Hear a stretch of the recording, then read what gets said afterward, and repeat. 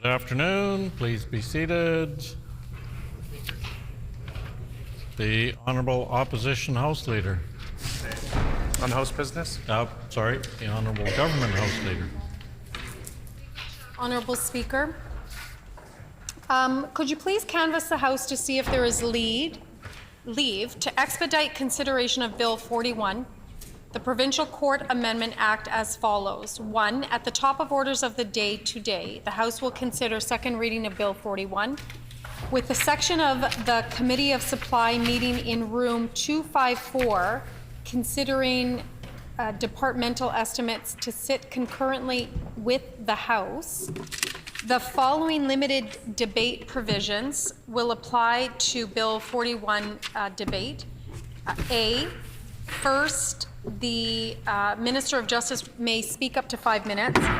B, then a question period may be held in accordance with Subrule 137, bracket 5. C, next, a member of the official opposition may speak up to 5 minutes. And D, lastly, each independent member may speak up to 5 minutes. And E, the Speaker shall then put the question.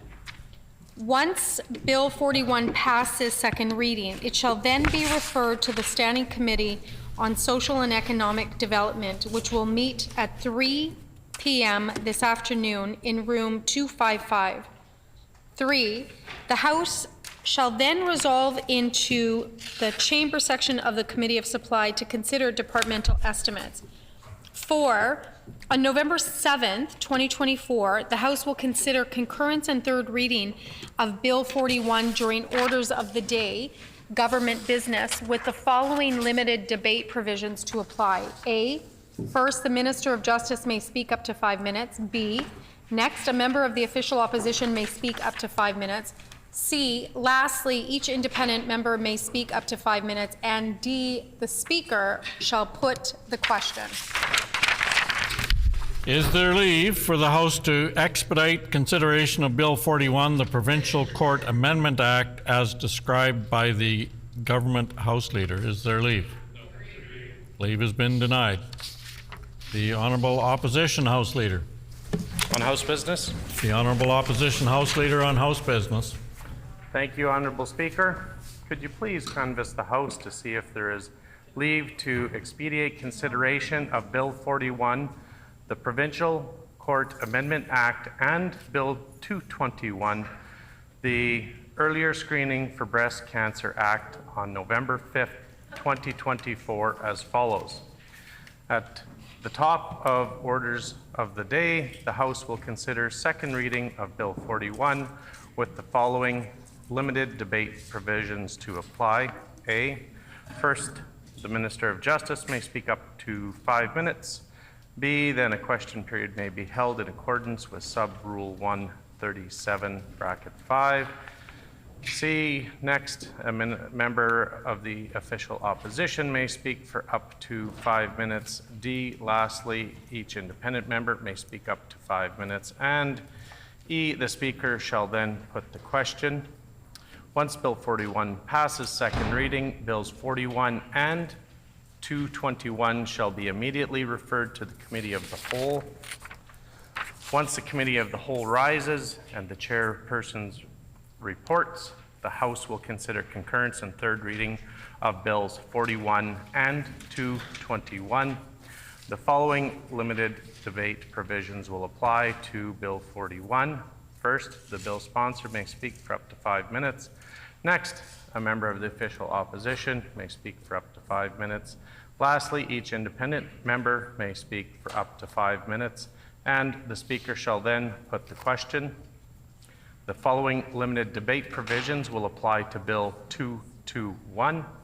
First, the bill sponsor may speak for up to 5 minutes. Next, a member from the government may speak for up to 5 minutes. And lastly, each independent member may speak for up to 5 minutes, and the Speaker shall then put the question, with the House not to recognize the clock as 5 until all provisions are completed.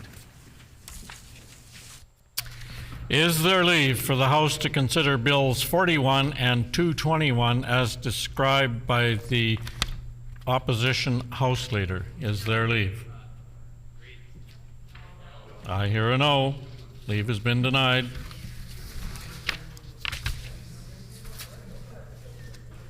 Routine proceedings, introduction of bills. Order, please.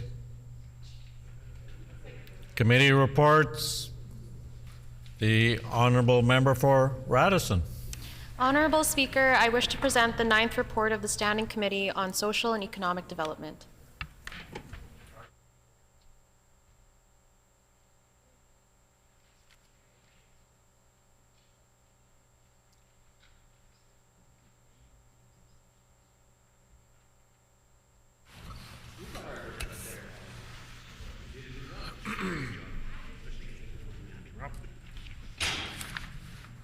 Your Standing Committee on Social and Economic...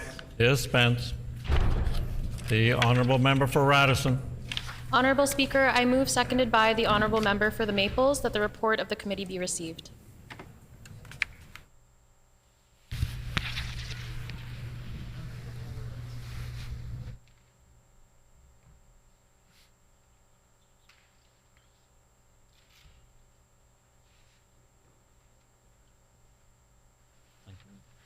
Been moved by the Honourable Member for Radisson, seconded by the Honourable Member for the Maples, that the report of the committee be received. Is it the will of the House to adopt the motion?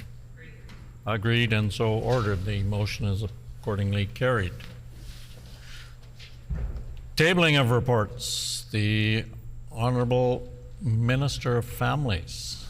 Honourable Speaker, in accordance with Rule 78(9), I am tabling a revised sequence for the consideration of departmental estimates for today only. The Honourable Minister of Justice. Thank you, Honourable Speaker. I'm pleased to table the 23-24 Annual Report for Legal Aid Manitoba. Any other reports? Seeing none. Ministerial statements. The Honourable Minister of Municipal and Northern Relations. Thank you, Honourable Speaker. I'm honoured today to rise in recognition of Movember. Tomorrow, November the 1st, marks the first day of Movember, an annual campaign dedicated to raising awareness about men's mental and physical health. Since 2003, Movember has grown to be a global movement, changing the face of men's mental health and promoting awareness of prostate and testicular cancer in men. I want to thank all healthcare professionals and researchers for the important work that they do every day in the areas of men's mental health and physical health. It is thanks to your ongoing contribution to men's health that early detection and treatment exists. Healthcare professionals and researchers work diligently to reduce the stigma that has historically created barriers for us to access the healthcare men may need. I also want to recognize the important work of the Movember Foundation. The Foundation encourages supporters to grow a mustache during the month of November to help raise awareness of men's mental health and well-being.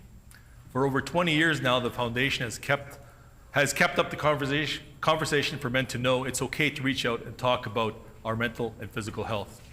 This month is also a reminder for all of us to financially support the Movember organization so they can continue to fund important programming in areas of mental health, suicide prevention, as well as prostate and testicular cancer. We have all been touched by someone who has had this experience, and I encourage everyone to reach out. I want everyone to know that we are here for you.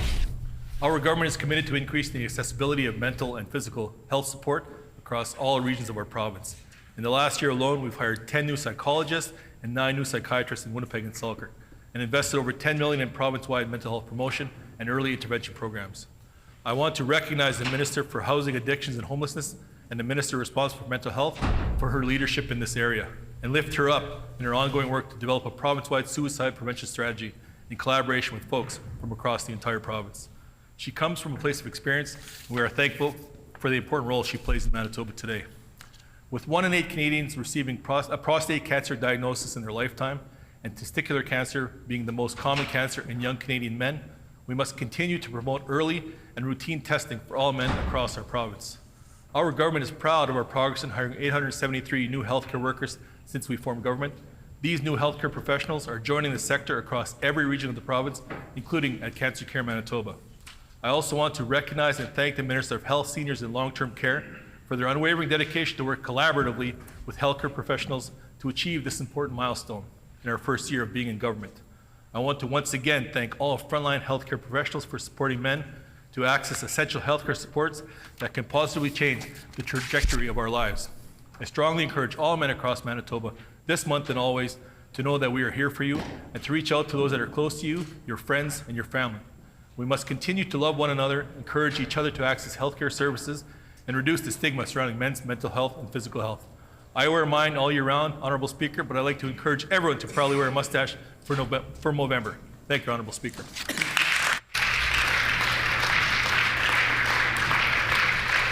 The honourable member for Lakeside. Thank you, Honourable Speaker. I'm pleased to rise today to acknowledge the annual global campaign Movember.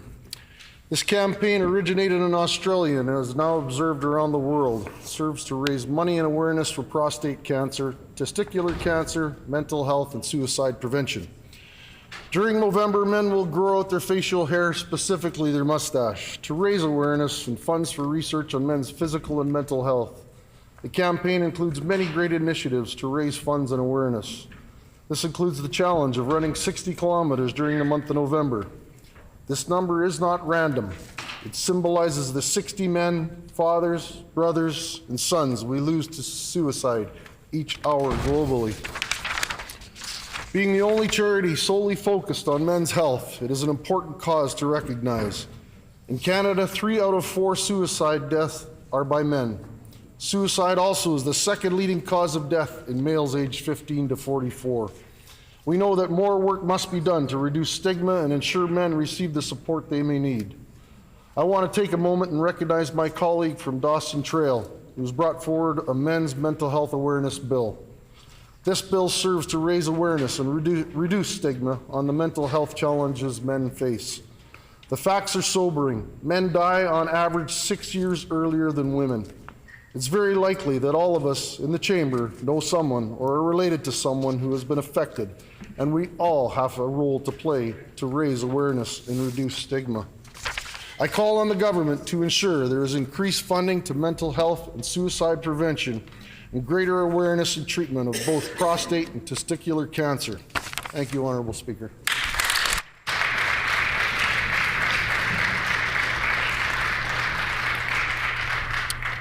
Member statements. The honourable member for Radisson. Honourable Speaker, there are many privileges that come with being the MLA for Radisson, and one of the many is getting to know my constituent Peter Martin, who joins us in the gallery today. Peter is the son of the late Paul Martin, a D-Day veteran who landed on the beaches of Normandy during the first wave. Keeping his father's legacy alive, Peter has become Transcona's unofficial veterans advocate, founding a Winnipeg-wide Discounts for Veterans program, serving as a speaker with the Canadian Memory Project, and successfully lobbying the City of Winnipeg to offer free plots for veterans in the Transcona and Brookside Fields of Honor. Among many moving initiatives led by our friend, he now also serves as the Manitoba organizer of the No Stone Left Alone ceremony, bringing the stories of veterans to the next generation. On Monday and Wednesday next week, Peter will gather nearly 1,000 school children at the Transcona and Brookside Fields of Honor to lay poppies on grave sites, pay tribute and appreciation, and silently salute our veterans along with those who have paid the ultimate sacrifice. As the granddaughter of a World War II prisoner of war, and now the youngest member of this legislature, I am indebted to our armed forces, past and present, and recognize the responsibility of our generation to keep their stories alive. It's because of their courage, their selflessness, and their sacrifice that we all proudly call this great country of Canada home and enjoy the freedoms that we do today. So, Honourable Speaker, I invite our colleagues to join us next week and to extend a hearty thanks today for the work that Peter pours into supporting our Transcona troops, lest we forget.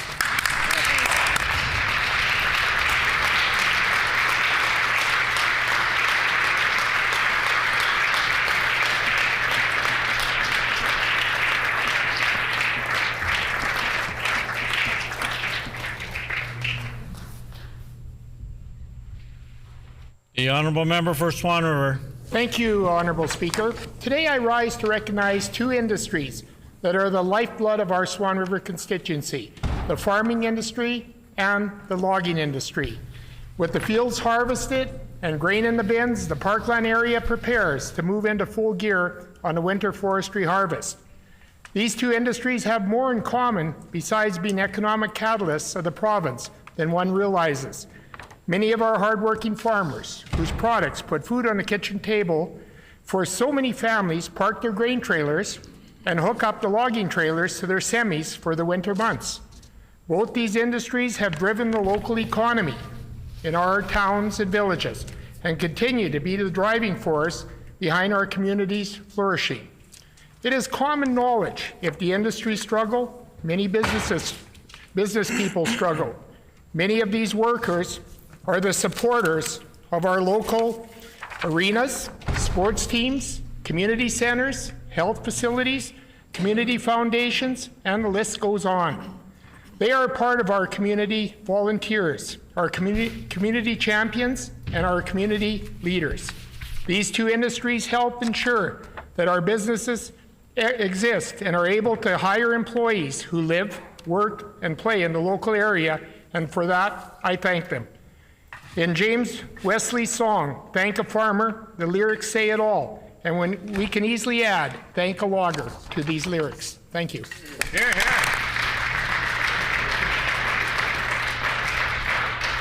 The Honourable Minister of Finance. Thank you, Honourable Speaker. It's my pleasure to rise today to recognize the Winnipeg West Pickleball Club and to highlight their hard work and commitment to building community. This dedicated group of volunteers have built a thriving club, starting out with 7 founders and 35 members, which has quickly grown to over 500 members today. Wow. The club is now in its 5th year of bringing people of all ages and backgrounds together for healthy, active fun.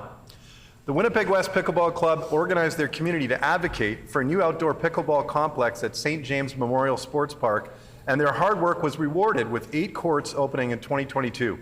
I was proud to help support their initiative, which has revitalized the park and is providing much-needed recreational opportunities in our community. They've continued to grow the club by creating recreational and competitive programs, growing the sport and developing players and their skills to the highest level. This year, their practice paid dividends in the competitive scene. In August, club members went to Nova Scotia to compete in the National Pickleball Championships, and 3 members brought an impressive 7 medals back to Manitoba. This is a fantastic accomplishment and a testament to the club and athletes' hard work and dedication to their sport. Pickleball is a sport for everyone, and Winnipeg West Pickleball Club continues to show their dedication to inclusion and creating a welcoming and fun atmosphere for all. Thank you to the board, volunteers, and players involved with WWPB for bringing so much fun and joy to the pickleball belt of Winnipeg and home to the Winnipeg West Pickleball Club. Today we have members of the club's volunteer board in the gallery. I ask that they stand to be recognized and that the House join me in celebrating their achievements. And on behalf of the community in this assembly, I'd like to thank them for their hard work and dedication. Thank you so much for your work.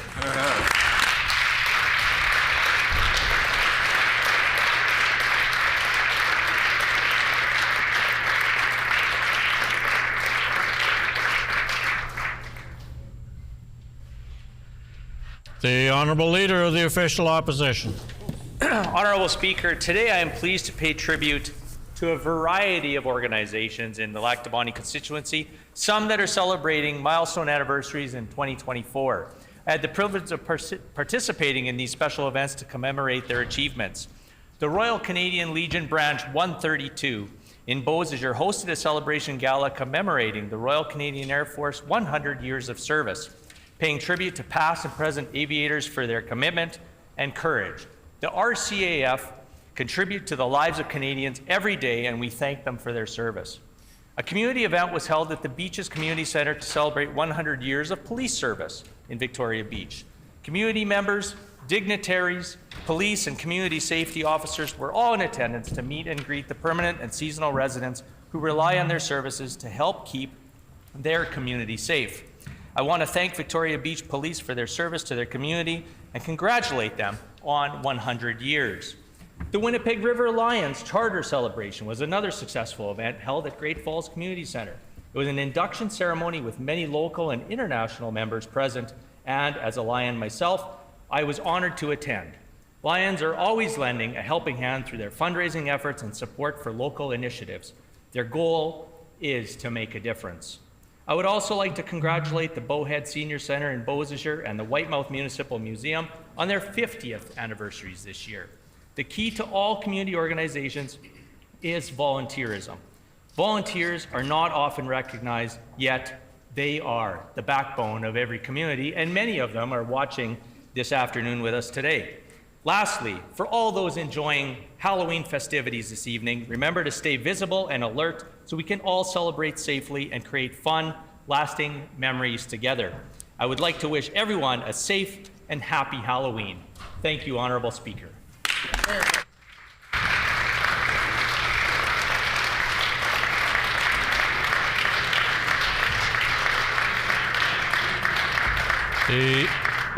The Honourable Member for River Heights. Honourable Speaker, I rise today to talk about the work our government is doing to bring Manitobans together to address the ever-growing climate crisis. From the devastating wildfires that force families to evacuate their homes, to the wildly fluctuating weather patterns, to the broader effects of climate change on our health, neighborhoods, and ecosystems, the impacts are all around us and frankly are undeniable. Yet amidst these challenges lies pivotal opportunities if we work together. Our government, under the strong leadership of our Ministers of Finance and Environment and Climate Change, is committed to making clean energy accessible and eco-friendly choices available at a price that all Manitobans can afford. Our recently announced Manitoba Affordable Energy Plan is a significant step towards achieving net zero carbon emissions by 2050. The Affordable Energy Plan will lower costs for households by enhancing energy codes for homes and buildings. We'll also expand supports for clean heating options in homes by prioritizing electric heat pumps and geothermal technology, reducing both costs and overall greenhouse gas emissions. Honourable Speaker, to make eco-conscious choices even more accessible, we're providing rebates for both new and used electric vehicles and working towards installing new public Manitoba Hydro electric vehicle chargers. This expansion will lower families' energy costs and put countless Manitobans to work. Additionally, our plan emphasizes close collaboration with First Nation and Métis governments in wind generation, as well as providing capital support to help the transition to clean energy. Indigenous communities in Canada have been advocates for the environment for centuries, while also being the most impacted by the crisis. Honourable Speaker, future generations in Manitoba deserve to breathe clean air. They deserve to grow up knowing that the land they walk on and the water they drink are protected. The member's time has expired. Is there leave for the member to finish his statement? Agreed and so ordered. The Honourable Member for River Heights. Through the Manitoba Affordable Energy Plan, we're turning hope into reality and paving the way for a sustainable future for all Manitobans. Thank you.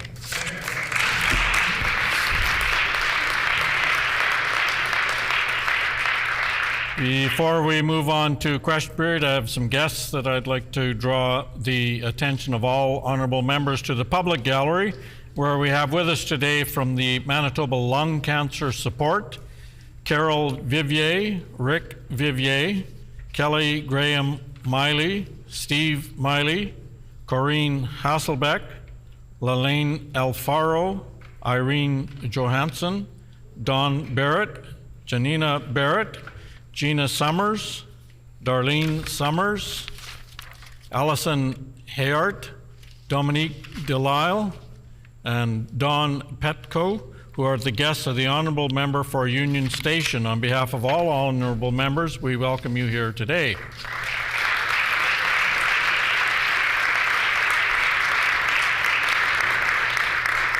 Further, I would like to introduce to the House a very special guest in the public gallery. Jake Lekira is visiting Winnipeg from Sydney, Australia, as he travels around the world after graduating school. And as it turns out, Jake is the cousin and godson of our very capable Deputy Clerk, Tim Abbott. On behalf of all honorable members, we welcome you here today.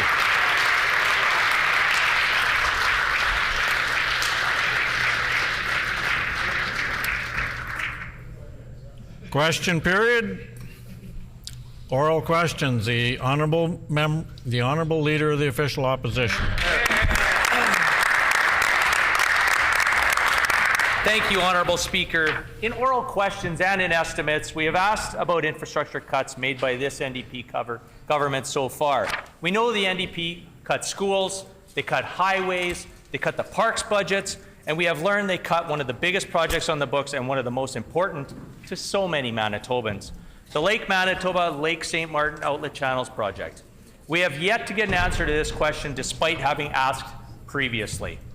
Now that the Premier has cancelled this very important outlet channels project, what is the updated timeline for flood protection in the Interlake? The Honourable First Minister. Well, timeline is we're going to beat the 7.5 years of doing absolutely nothing that the PEC's delivered over their failed time in office. I take this opportunity to say happy Halloween to all the kids who are heading out trick-or-treating. Of course, a lot of Manitobans are going to be celebrating Diwali tomorrow, as well as Bandi Chor Divas, and so I want to wish those celebrations go superbly.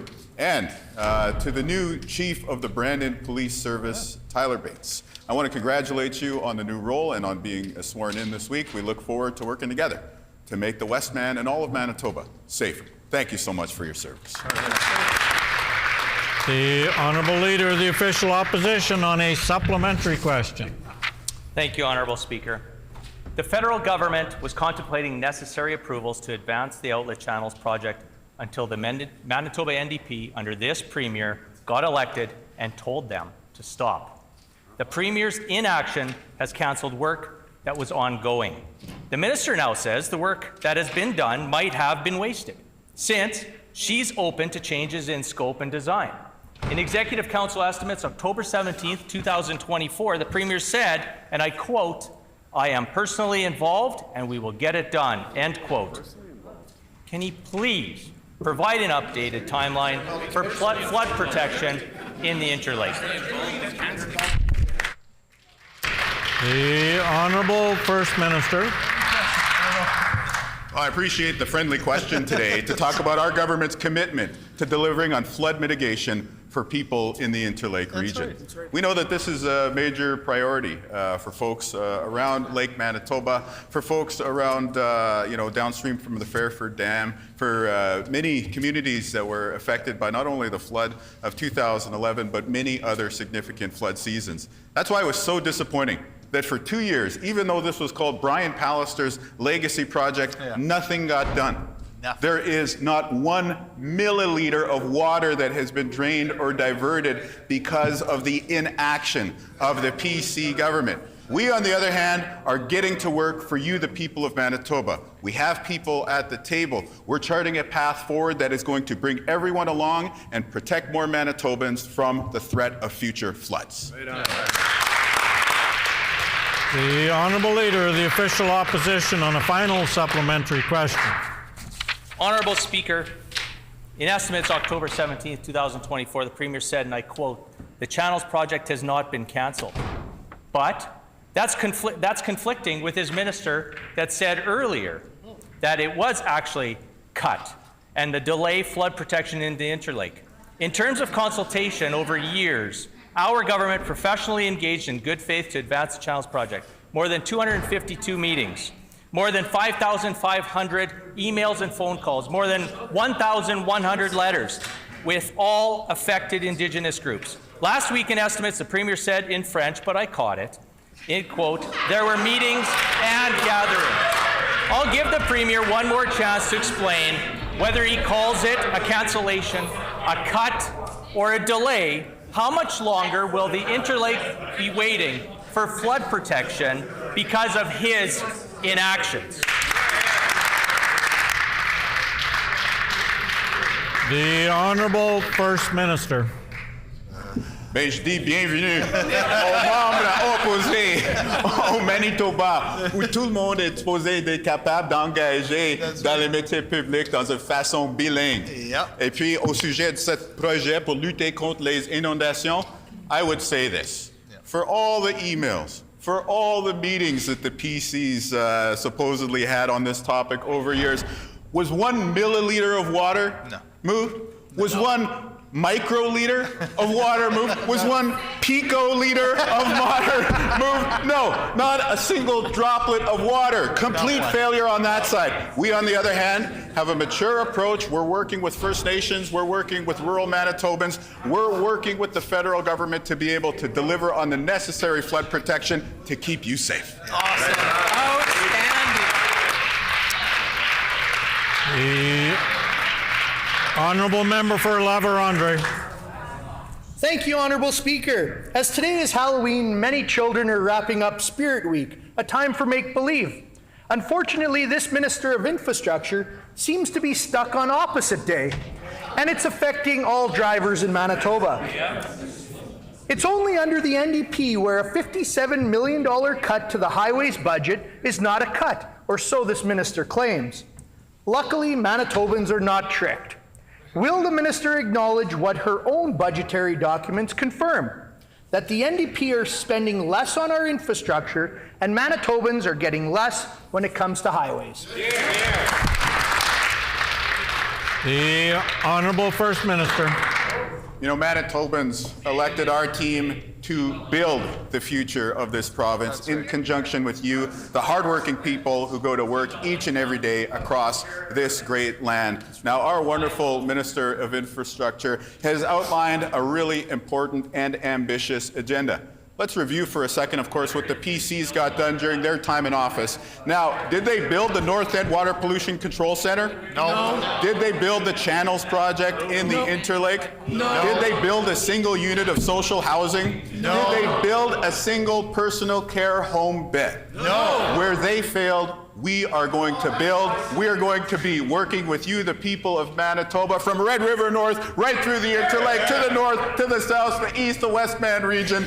We have so much optimism to be able to deliver on this ambitious agenda for you, the great people of this province.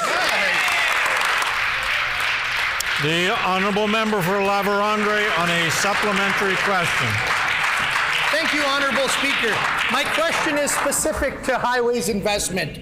Each of my colleagues across the province are seeing the cuts, so we've done the math together. A $57 million cut equals an 11% reduction. That's 11% less paving, 11% less repairs, 11% less preventative maintenance. But it's worse than that, Honourable Speaker. This means less work for heavy construction companies and less jobs for Manitobans. This budget has been a direct cut to the key economic driver of our economy. Instead of kicking the can down the road for her successor to deal with the mess, will she commit to reinstating an investment budget? The Honourable First Minister. One of the great things about the job that our team has been asked to perform is that we get to meet Manitobans right across this great province. And whether we're in Brandon or Winnipeg, we're traveling through the north or the south, the Interlake, the Westman, Eastman, along the way, I always like to stop and talk to the folks in the hard hats, the people wearing the high-vis gear, the people who are building our economy. I always take the opportunity to shake their hands and say thank you for being the driving force to keep our economy moving each and every day. And what they say in response is, we're so glad to have a government that's working with us to put people to work, to ensure that there is actual negotiating power for the hard-working Manitoban out there. The years of cuts under the PCs and Heather Stephenson are over. The good times are back in Manitoba. The building crane is no longer an endangered species, and there are jobs in all regions of the province.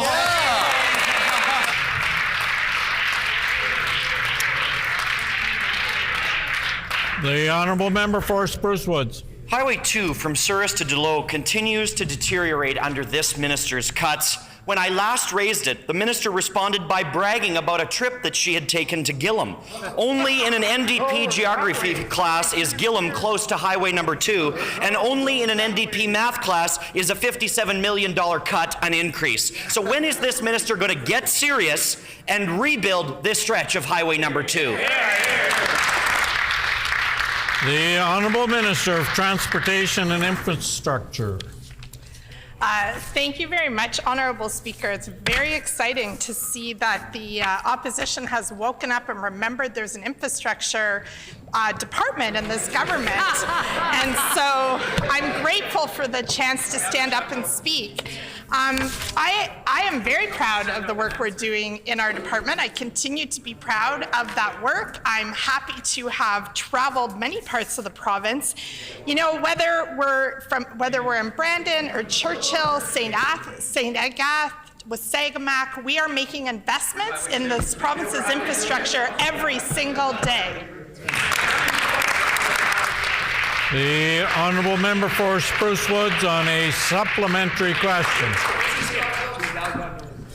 Thank you, Honourable Speaker. I'd be very interested to know if the minister understands that you can't actually drive to Churchill, so I'm not sure how she got there if she thought she drove there. But in any case, we're talking about Highway number 2 that is in the southwest corner of the province. So again, I will ask, I've had hundreds of constituents sign a petition saying that her timeline of 2029 to fix that stretch of road is unacceptable. It's a real stretch of road that exists. When will she move up the timeline and get that stretch of road fixed?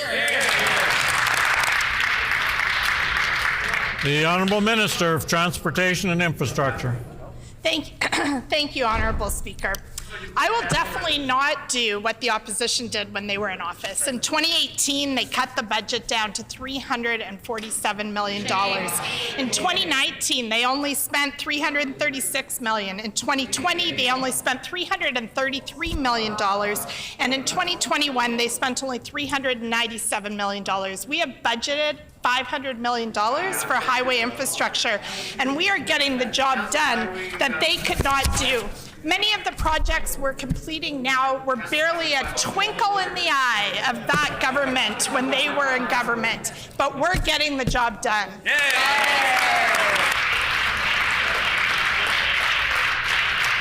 The Honourable Member for Roblin. In November of last year, as one of this government's very first announcements, the NDP told the media that new beds would be fully operational at Grace Hospital by the end of March. I'll table the media article where the Minister of Health made this claim, as well as relevant sections from the WRHA's most recent annual report showing not a single new bed was added. Once again, as is typical with this NDP government, Pants on fire. Splashy news conference followed by an absolute failure to follow through. Honourable Speaker, where are the beds at Grace Hospital?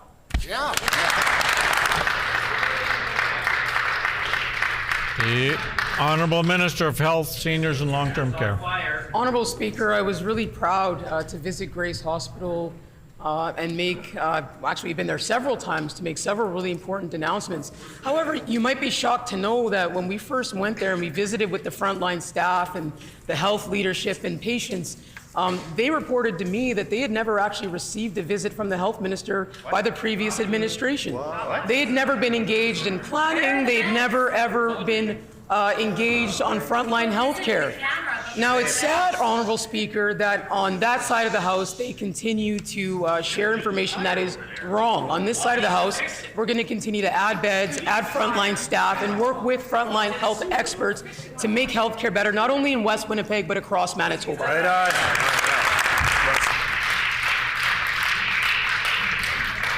The Honourable Member for Roblin on a supplementary question.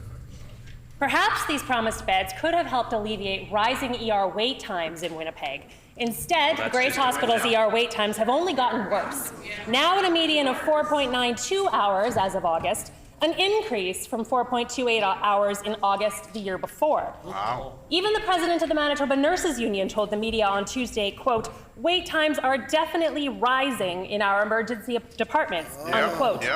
So with no additional staffed beds at the Grace, and now with rising ER wait times, does the NDP actually have a plan to address ER wait times, or is it all just about news conferences and lip service to the media? The Honourable Minister of Health, Seniors and Long-Term Care. Honorable Speaker, on this side of the House, we recognize right away the serious damage that was done to our healthcare system by the previous Heather Stephenson administration and members opposite. We got to work right away, adding beds to the healthcare system and adding people to staff those beds. And we're going to continue to do that work. But what are we cleaning up? What mess are we fixing? Well, 7.5 years and a net loss of over 200 beds from across our healthcare system. We are proud to be adding back capacity and working with the front lines to make healthcare better. We will take absolutely no lessons from members opposite who have zero credibility when it comes to healthcare. The Honourable Member for Selkirk. Honourable Speaker, I'd like to wake up and remind the Minister of Infrastructure about the letter recently written by the Arm of St. Andrews and its council about the intersection of Provincial Highway 8 and 67. And further remind the Minister that I have previously spoken to them about this intersection. Manitobans expect safe roads. When will the Minister give my constituents a timeline as to when safety improvements will be made at this intersection? The Honourable Minister, Transportation and Infrastructure. Thank you, Honourable Speaker. For the record, I'm fully awake and fully alert and ready to answer questions. I think perhaps the member opposite might be sleepwalking, but I'm happy to remind him that highway safety is one of the most important, most critical parts of our government and what I am working towards. You know, we've stood up a new road safety team, creating a specialized team of experts to focus on data-driven improvements to highway safety. And I'm very excited about the projects that will come out of that work we've done this year. The Honourable Member for Selkirk on a supplementary question. Honourable Speaker, I would hope that we can all agree the local experts know what their communities need most. The area fire department is often first on the scene when accidents occur, and the fire chief has some specific recommendations, which I will table for the House. Adding a turning lane to PTH number 8, warning signs indicating intersection ahead, stop signs with a flashing light on top. And I'll remind the Minister, these are the exact same things I said when we had our meeting. So if she's not sleepwalking, she's not listening.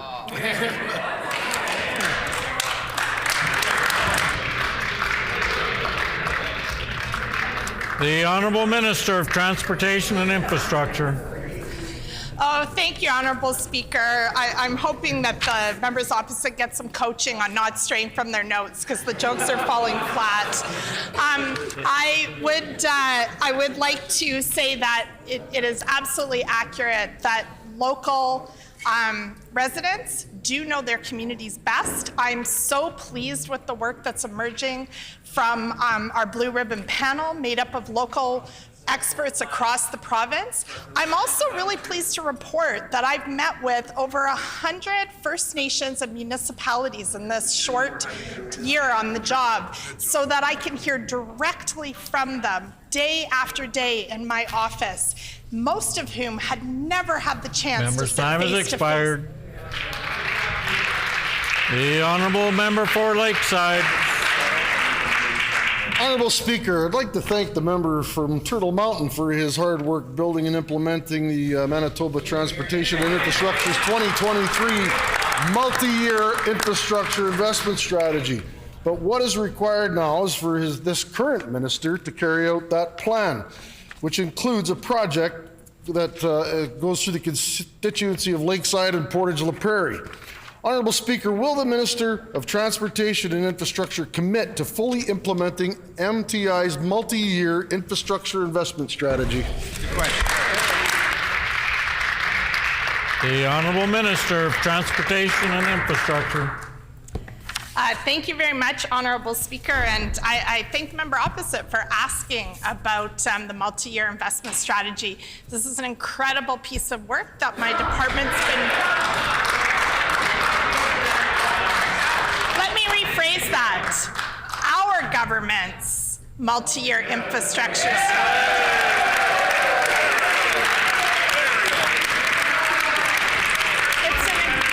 It's an incredible piece of work, and I can't wait till all Manitobans get to see it when we're able to launch it very soon. The honourable member for Lakeside.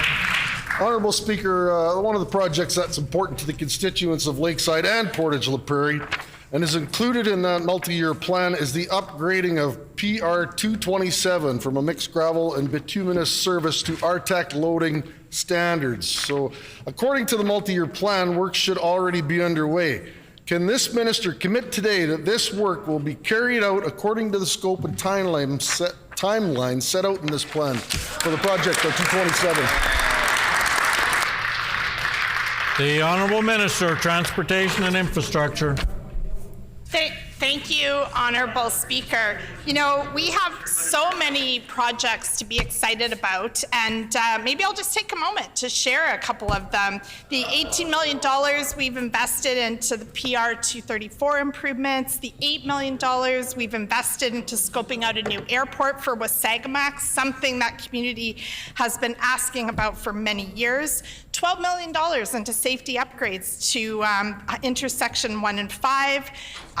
We have been working really hard to reset relationships with First Nations, and as I mentioned, municipalities. And I have previously met with both municipalities that the member referred to discuss in detail the upcoming project that he's referencing. The honourable member for Tyndall Park. We can't hear you.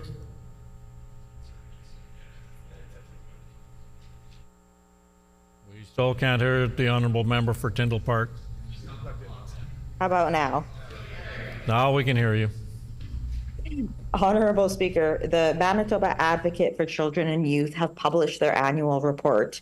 New legislation has required Macy to report on serious injuries for children and youth, and through this, we have learned that the majority of the serious injuries were results of sexual assaults, stabbings, and shootings. What is this government doing to address these new findings? The Honourable Minister of Families. Miigwech, Honourable Speaker, and miigwech to the member for a really important question here today. Let me just say this first. I want to acknowledge the really, really important work that Macy does, including the advocate and her phenomenal team. Since I've assumed this role as Minister of Families and Minister responsible, we've had many, many meetings with Macy, with the advocate and her team, and have indicated our full support of working together in partnership to address the concerns that are brought forward by Macy, including some of the concerns that we've seen in their annual report. The honourable member for Tyndall Park on a supplementary question. It has been made clear that there is an ongoing number of children who are dying at the hands of caregivers. Macy has requested for more services for families and caregivers, specifically access support services for mental health. Honourable Speaker, will this government, yes or no, be providing more mental health support services for families and caregivers, and if so, when? The Honourable Minister of Families. Miigwech, Honourable Speaker. Certainly the Macy report alluded to mental health supports, and our team, including under the leadership of our Minister for Housing, Addictions and Homelessness, is doing phenomenal work at looking at those supports for youth. I do want to just highlight a couple of things that our government is doing. We've got addiction treatments facilities in Norway House, Southport and Winnipeg. We've also invested $1.5 million for a crisis stabilization beds and services with Marymount and Nichiwam. We've invested $2 million for the 24-hour mobile crisis team at the Link. We also have invested $2.9 million for specialized treatment programs for youth with complex trauma. We know that there's a lot more work to be done, and we're actively engaged in that process to be able to have those wraparound supports for some of our most vulnerable children. The honourable member for Tyndall Park. There have been many horrifying tragedies over the last year where children in the province did not make it to their 18th birthday. We're glad that the Families Minister said that they are listening. However, it's been over a year and our advocate for children and youth is still waiting to see a whole of government response and strategy. Honourable Speaker, what is this government waiting for and what are they doing for the time being? The Honourable Minister of Families. Miigwech, I want to remind the House and Manitobans that our Premier has made a commitment to Manitoba children that we would see more Manitoba children reach their 18th birthday. That is our basic tenet. It is the principle of our government and it is the principle of our cabinet in the work that we are doing. We are taking a whole of government approach. I do want to remind members opposite that Macy's 2022-23 annual report said, and I quote, "The time for action is now. The province must act quickly. Children cannot keep waiting," end quote. That's the record of members opposite, who when they were in their failed government did not care about Manitoba's most Members' vulnerable time has children. expired. The Honourable Member for Assiniboia. Honourable Speaker, our government knows prescription birth control is a right and not a luxury. It's why we were pleased to announce free birth control taking effect at the beginning of this month, because money should never be a barrier to accessing reproductive health. Since October 1st, Manitobans have been able to access some of the most common and effective birth control without having to worry about cost. Can the Minister of Health update the House about the success and uptake we have seen in the first month of this program? The Honourable Minister of Health, Seniors and Long-Term Care. I thank my colleague for that excellent question. In Budget 2024, our government announced a plan to make birth control free for all Manitobans, and on October 1st, we delivered on that promise. Right on. I am so proud to share that in 1 month, 12,436 Manitobans signed up for free birth control, with many more accessing it each and every day. This investment gives folks the freedom to make the reproductive health choices that are best for them. Honourable Speaker, on this side of the House, we are proud to invest in women's health, to make reproductive freedom a priority, all while saving Manitobans hundreds of dollars every single month and year. Honourable Speaker, it's a new day in Manitoba. The Honourable Member for Morden Winkler. Honourable Speaker, the population boom in Morden and Winkler has outpaced the capacity for their wastewater systems. The lack of wastewater capacity will limit residential and commercial growth for both communities and will have a negative impact on economic growth for the region. Will the Minister commit today to expedite funding and regulatory approval to ensure that the community has the wastewater capacity that it desperately needs? The Honourable First Minister. We know that every time we visit the Pembina Valley, we hear about the water and wastewater needs, and we keep showing up for the communities there because there's a huge amount of our province's GDP that is generated in the region. That's right. Because the cultural and social contributions of the region are so important to Manitoba's overall vitality. Because every time we visit, every time we spend time with the good people in that part of the province, we're welcomed with open arms. The era of division and darkness of the PCs is over. A time of working together to bring all Manitobans to invest in a bright future for our shared destiny together is here. We're so very humbled to be able to work with the people of the Pembina Valley and every region of Manitoba to deliver on that promise. There you go. The Honourable Member for Morden Winkler on a supplementary question. Thank you, Honourable Minister. For nearly a decade now, the community of Morden has faced many challenges and setbacks to their wastewater project. Subdivisions have been put on hold. Agriculture and manufacturing sectors have been constrained. All levels of government must be willing to engage in order to advance the needs of this water project. Will the minister commit today to take urgent action for the City of Morden and ensure the necessary wastewater capacity is built? The Honourable First Minister. One of the first meetings that I took after assuming office was on the important priority of trying to address both the water and wastewater infrastructure needs in the Pembina Valley region. This is, of course, one of the reasons why we brought on former Morden Mayor Brandon Burley to help us with this important priority.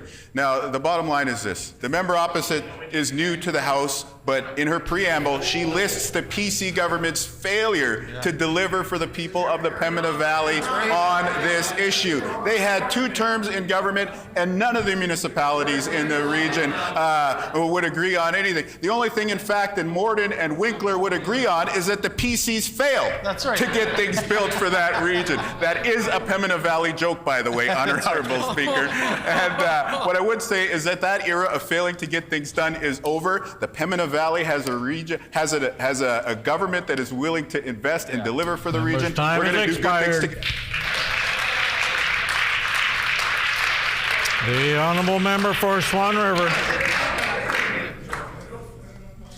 Honourable Speaker, the NDP government of Manitoba has significantly reduced the budget for the province's park infrastructure.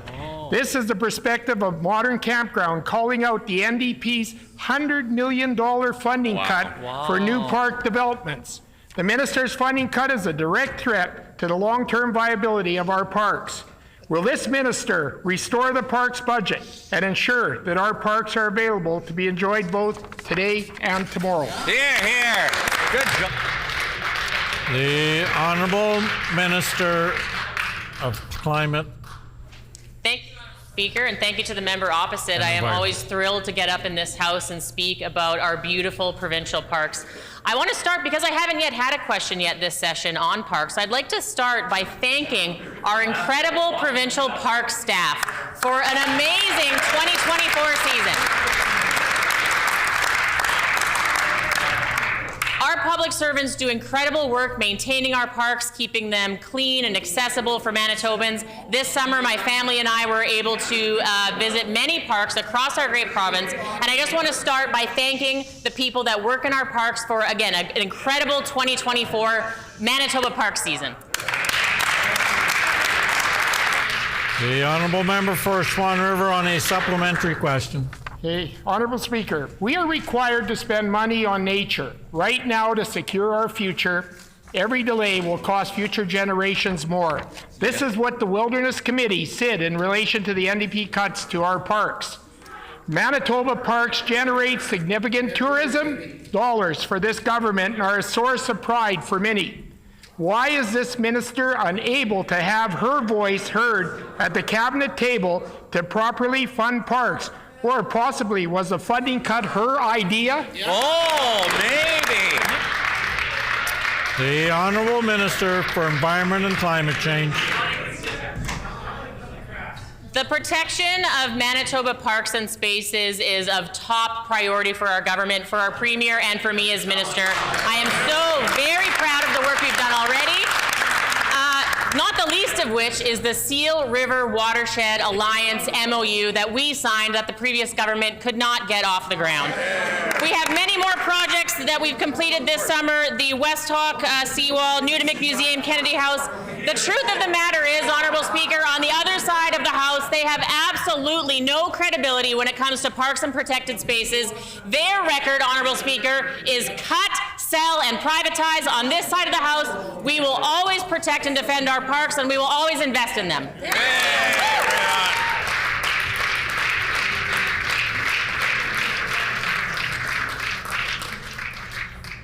The Honourable Member from the Paul-Kamisak. Thank you, Honourable Speaker. For 7 years, Heather Stephenson and members opposite left Manitobans out in the cold, but nowhere that was more evident than our northern roads, where PC cuts led to a transit service that was so poor that Manitobans busing from Winnipeg to Thompson had to sit in freezing temperatures for hours on. But now, Manitobans are feeling the heat from our new government.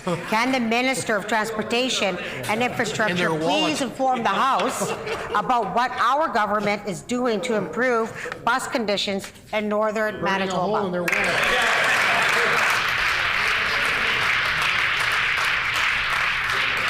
The Honourable Minister, Transportation and Infrastructure. Well, I thank my wonderful colleague, the MLA for the Paul-Kamisak, for that great question, and it's a really good example of how our government is listening to local people. Heather Stephenson and members opposite failed Northern Manitobans in so many ways, but we are working to fix the damage they did. That's why I joined Northern Manitobans for a 2-day transportation symposium in Thompson this fall, and I was so pleased to recently announce new regulations that require all buses operating in Manitoba to be equipped with working heaters, and we have regulations to ensure compliance. Honourable Speaker, we will keep investing in transportation programs and infrastructure to enable people right across the province to get where they need to go safely and in comfort. The Honourable Leader of the... Order.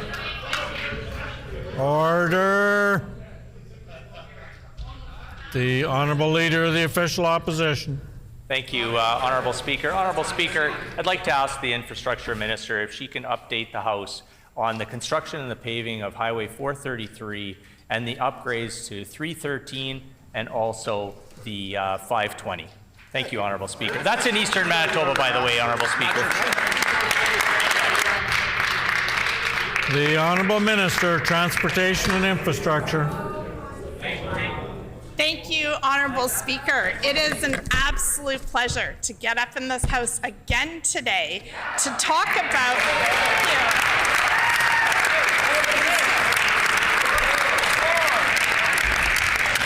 It's delightful to realize the opposition has rediscovered the importance of infrastructure. They certainly paid no attention to it during the 7.5 years they were in office. The reason that our costs escalate on repairs and on new infrastructure and fixing infrastructure is because the years of neglect under the previous government. You know, time and time again, members ask me about specific highways that have fallen into disrepair. Member's time has expired. The Honourable Member for La Vérendrye. Thank you, Honourable Speaker. The Provincial Road 201 connects many of the communities in the southeast corner of our province and spans across the southern portion, connecting many of the communities in the south. The RTAC upgrade to Highway 201 connecting Highway 59 to the growing community of Vita and its growing manufacturing industry is important to the southern region. Can this minister update the House on when the RTAC expansion of Highway 201 is to occur? The Honourable Minister of Transportation and Infrastructure. Thank you, Honourable Speaker. I'm grateful that I get to stand again because I didn't quite get to finish my answer to the last question, which was just reminding the members opposite that the disrepair in infrastructure across this province rests solely on their shoulders. A year in, we have made incredible investments, both to repair and to new infrastructure. Order. And maybe some of the new members opposite don't understand that every single project of the 1,000 projects that are currently underway can be looked up right on the website. I want all Manitobans to know that. Just plug in the road number, plug in the community, and you can see what projects are underway. Time has expired. The Honourable Member for Roblin. The Honourable Member for Roblin.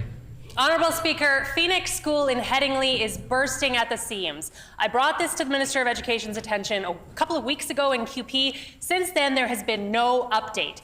The renovation and expansion of the school was approved in 2022. Wow. Then the NDP got elected and they cancelled it. This has been very troubling for residents of Headingley.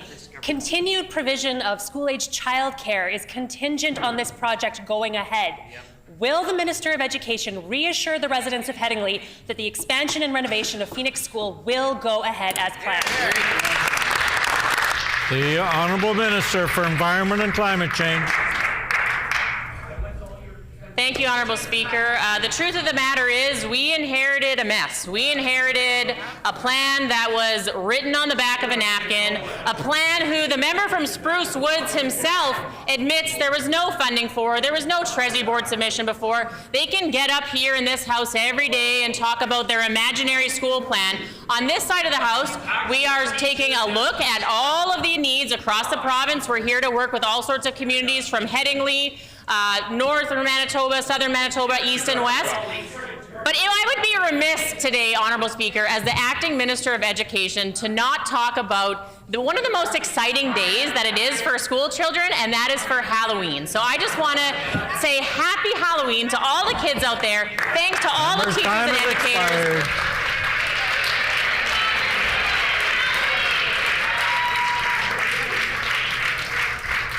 The Honourable Member for Order. The Honourable Member for Roblin. Here we go. Thank you, Honourable Speaker. This project is the top priority of the St. James Assiniboia School Division. And contrary to the assertions of the Minister, there is nothing imaginary about it. That's an insult to the folks at the St. James Assiniboia School Division and the residents of Headingley who have been working hard on this project for 2 years. It was at 99% project design completion stage when the NDP cancelled it. The Minister may think this is hilarious. I assure you it is no laughing matter to the residents of Headingley, whose school is bursting at the seams. The Premier's Will laughing. the Minister take this seriously The Health and Minister's assure laughing. the residents of Headingley that this project will go ahead? Yes or no?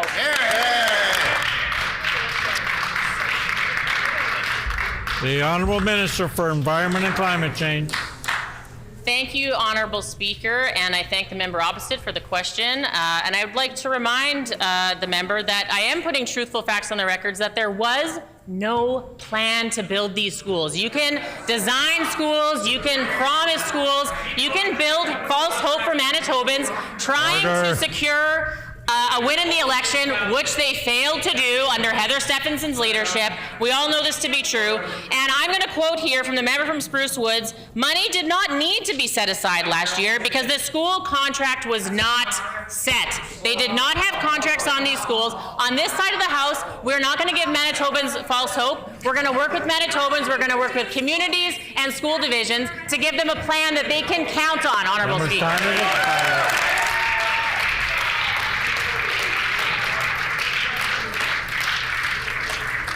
The time for oral questions has expired. Petitions, grievances, orders of the day. The Honourable Member for Roblin. Thank you, Honourable Speaker. I rise today on a grievance because this NDP government is all talk and no action. Yep. And as we have seen on 2 occasions now this week, they care only about getting the credit for good ideas, not about collaborating. They talk about working together, they don't mean a word of it. Unfortunately, this is more than just politics. This approach by the NDP government has serious and life-changing consequences for the people of Manitoba. They've talked a big talk about improving breast cancer screening in Manitoba, but they refuse to back it up by committing in legislation to meeting a deadline to reduce the age for breast cancer screening in Manitoba to 40. Manitoba women are depending on this change being made. I've introduced a bill that would do just that. We debated this bill at second reading.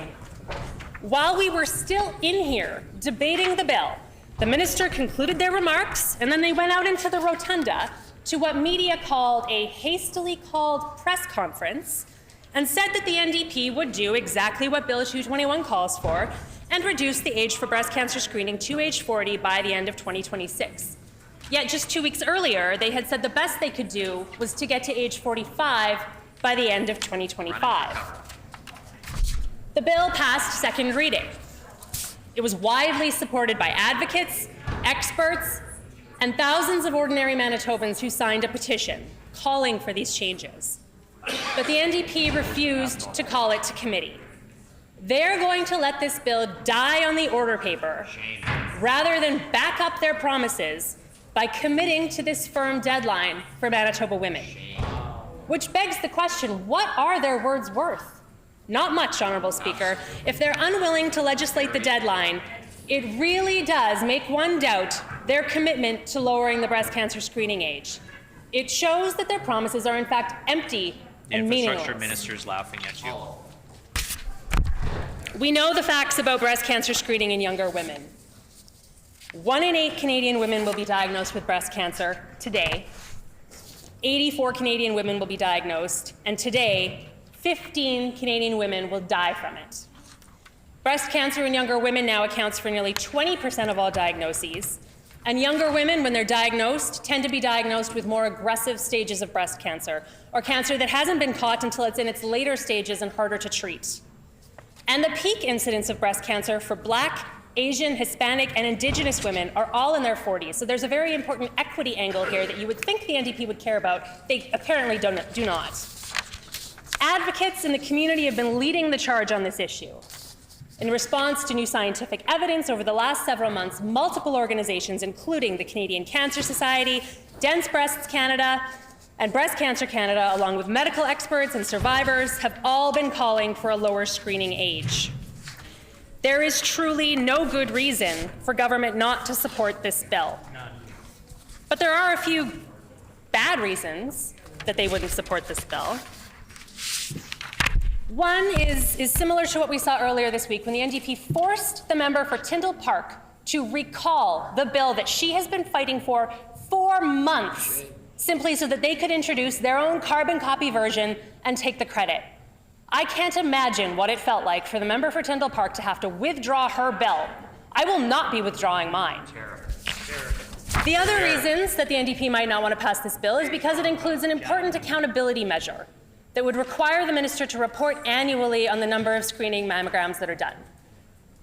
Frankly, Honourable Speaker, what gets measured gets managed. If the NDP aren't tracking the number of screening mammograms done, then we can't know if they're making any progress on it. So perhaps the NDP simply want to avoid the accountability measures in this bill. But third, and most concerning to me and to Manitobans, Honourable Speaker, is the very likely reality that the real reason the NDP won't pass this bill is that they have no intention of actually lowering the screening age for breast cancer to age 40 by the end of 2026. Terrible. Shame. It says that the minister went out into the rotunda while we were still debating the bill and made their promise just to put the issue to bed. If they had any intention of keeping their promise, they would pass this bill. That's all there is to it. I remain extremely disappointed that this government doesn't mean what they say. That ministers in this government have said on the record, off the record, in the hallway, everywhere, oh, we're willing to work with you. We want to work together. It's not true, Honourable Speaker. We've seen it twice this week. This is a government that is not about collaboration. They are all about getting the credit. At the end of the day, Honourable Speaker, the most important issue here is that the screening age actually gets lowered. That's why I introduced the bill, by including a firm deadline for Manitoba to lower the age to 40. It provides reassurance to Manitoba women, because let's be clear, this isn't fast enough. Advocates want to see it happen now. But most people understand that capacity takes time to be ramped up, but they want to know that it's going to happen. And the fact that the minister won't commit in legislation to this deadline is deeply, deeply concerning. No commitment. So I grieve this today, Honourable Speaker, that Bill 221 will die on the order paper and that the NDP government's words aren't worth the paper they are written on. I will once again, it's not too late, call on this NDP government to back up their words with real action. Call Bill 221 to committee.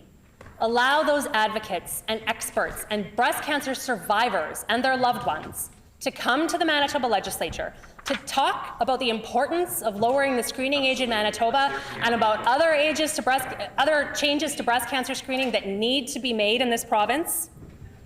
Get it through committee, pass it through third reading. It's the right thing to do for Manitoba women, Honourable Speaker. I implore the NDP government to come to their senses, to stop worrying about getting the credit, to put aside the politics of the issue for just a moment, and to pass the bill. Yep. Thank you, Honourable Speaker.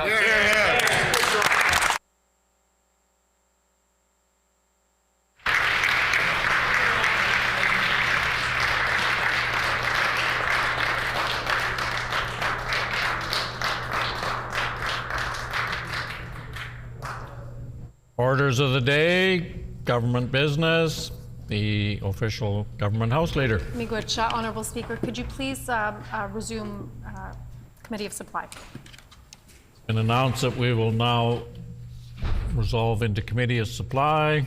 The Deputy Speaker can take the chair.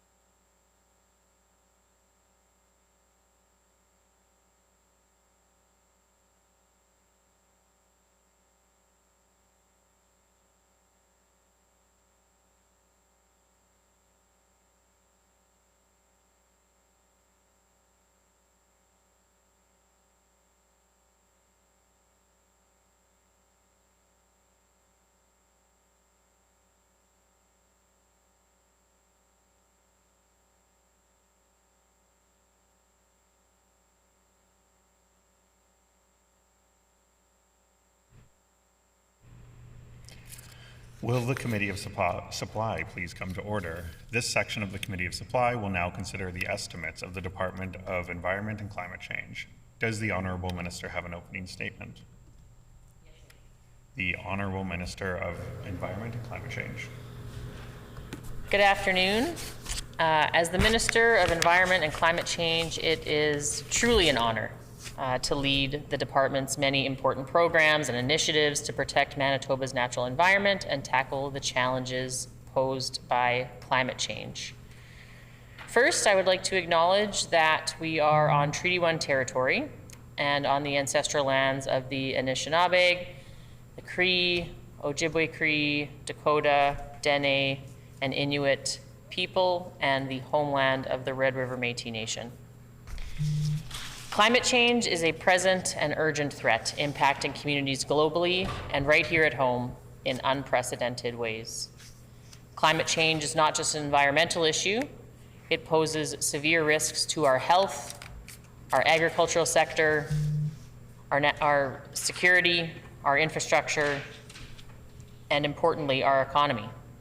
Here in Manitoba, we witness the effects through changing droughts and flood frequencies, shorter winters, and more serious wildfires.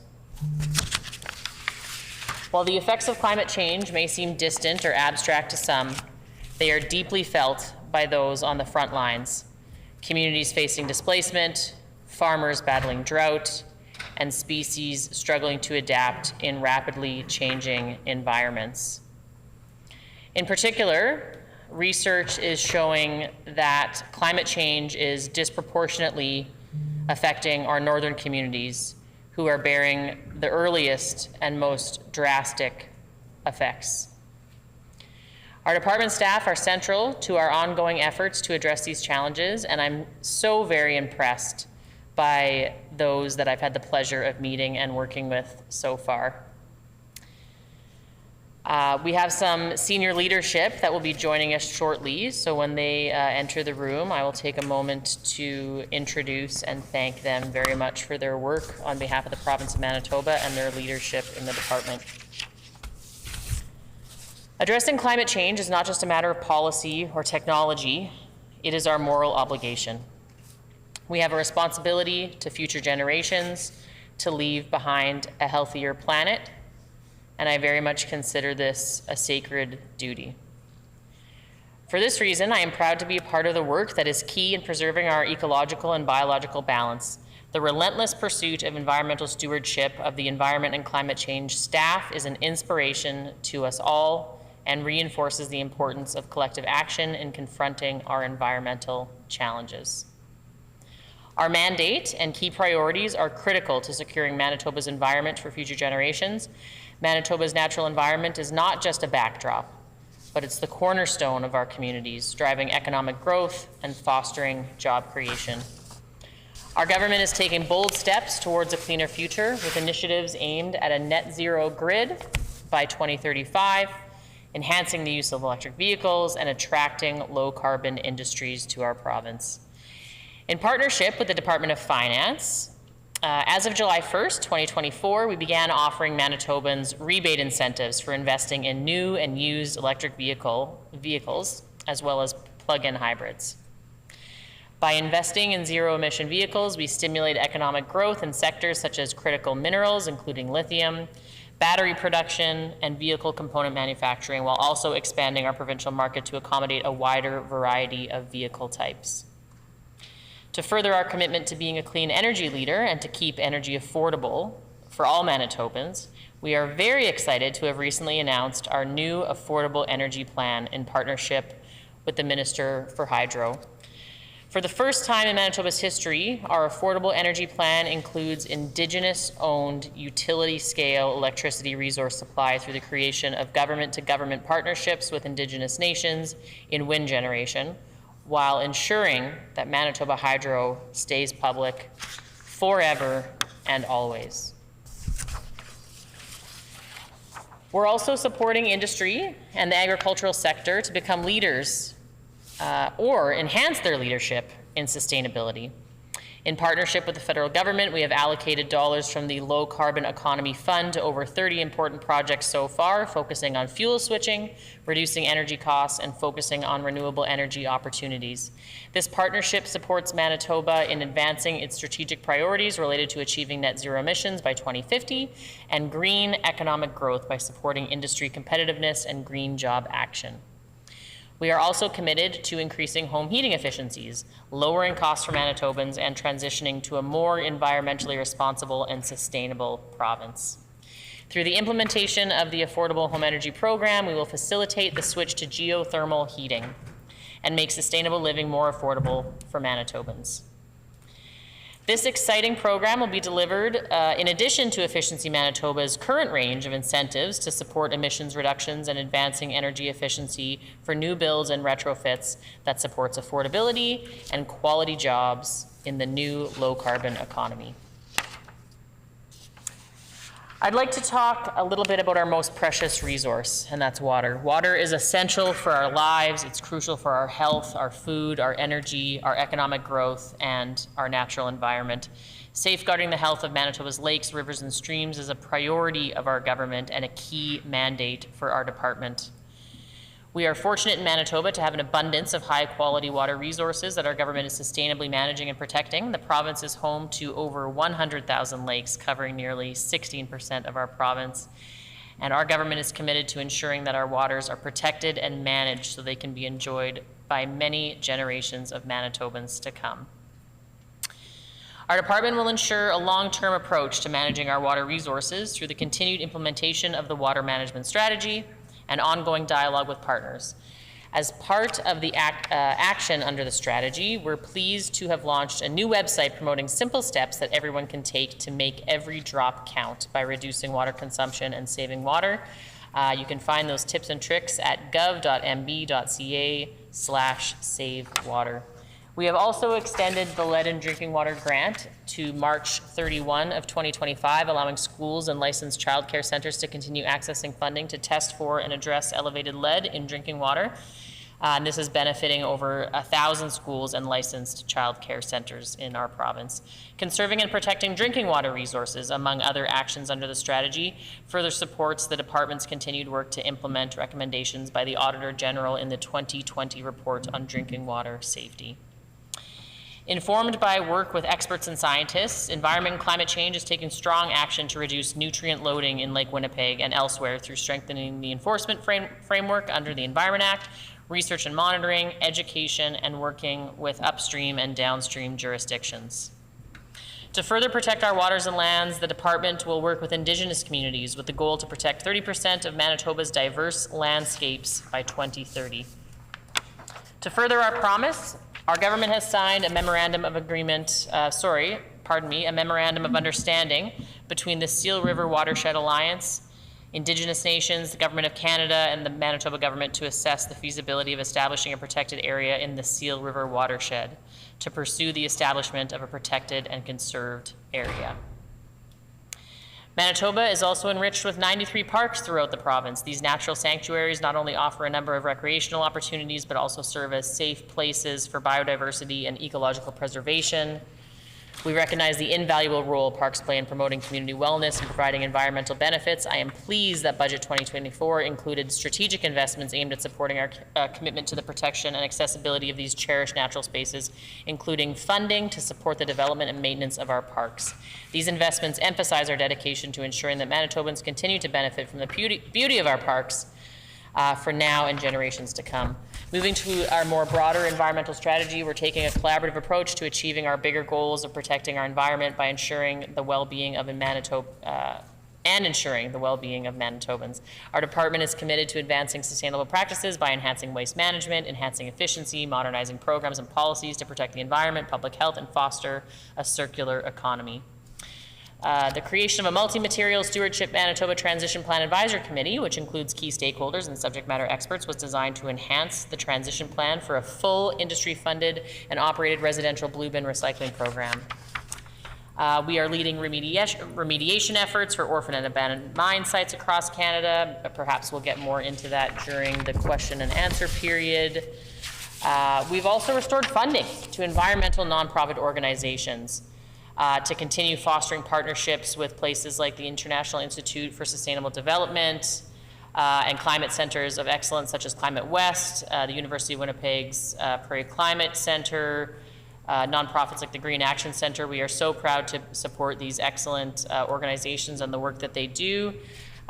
Very pleased to be here today. Look forward to speaking more about our estimates. We thank the minister for those comments. Does the official opposition critic have any opening comments? The honourable member for Riding Mountain. Thank you, Mr. Chair. I'm going to keep this brief. I prefer to use the time we have this afternoon to ask the minister questions, and I'm hoping that the minister will be very open and candid with her answers to the questions that we're going to propose today. So I intend to share the time this afternoon with my colleague here, the MLA for Swan River, on some of these questions as well. So the both of us will be asking questions. So with that, I think I'm ready to proceed.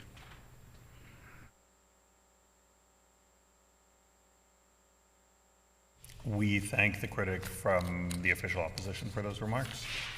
Under Manitoba practice, debate on the minister's salary is the last item under consideration for a department. Accordingly, we shall now defer consideration of line item 12.1 bracket A contained in resolution 12.1. At this time, we invite ministerial and opposition staff to enter the chamber, and I would ask the minister and critic to please introduce their staff in attendance.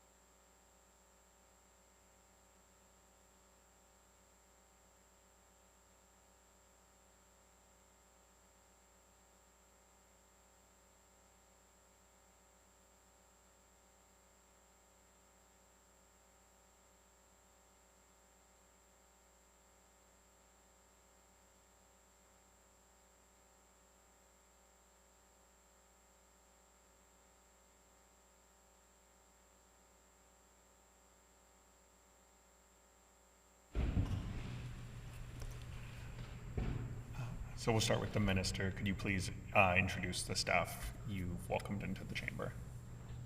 It would be my pleasure to introduce the staff that are joining us here today. I'd like to acknowledge their work and thank them for their work.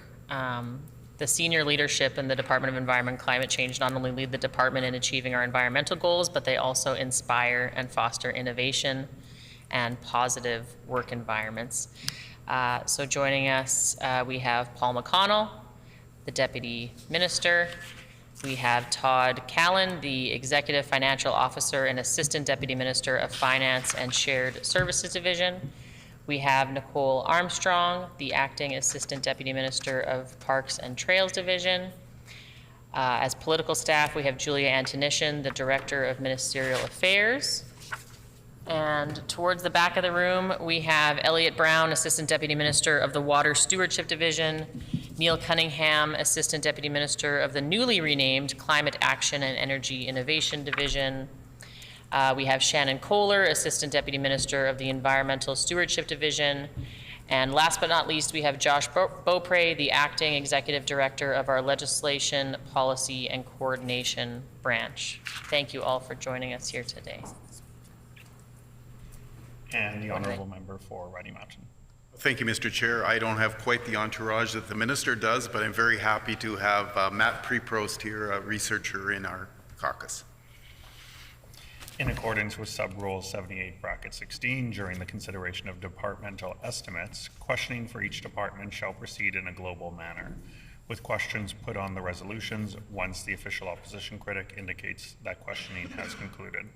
The floor is now open for questions. The honourable member for Riding Mountain. Well, thank you, Mr. Chair. In the estimates here, there's an org chart as of March 31st. I know the minister indicated here that there's a new ADM of Parks and Trails, acting ADM, I think the minister said. Can the minister tell us whether there's any significant changes to the org structure as it stands right now in terms of either personnel or the way it's organized?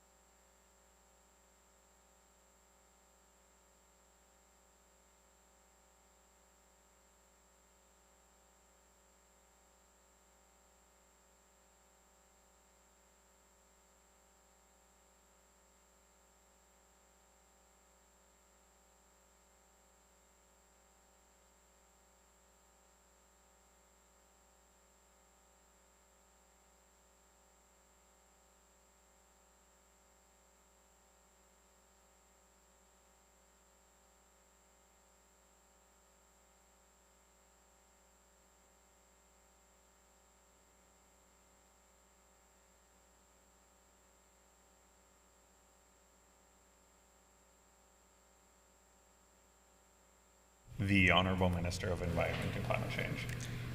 Thank you, Honourable Chairperson. Before I answer the question, I just want to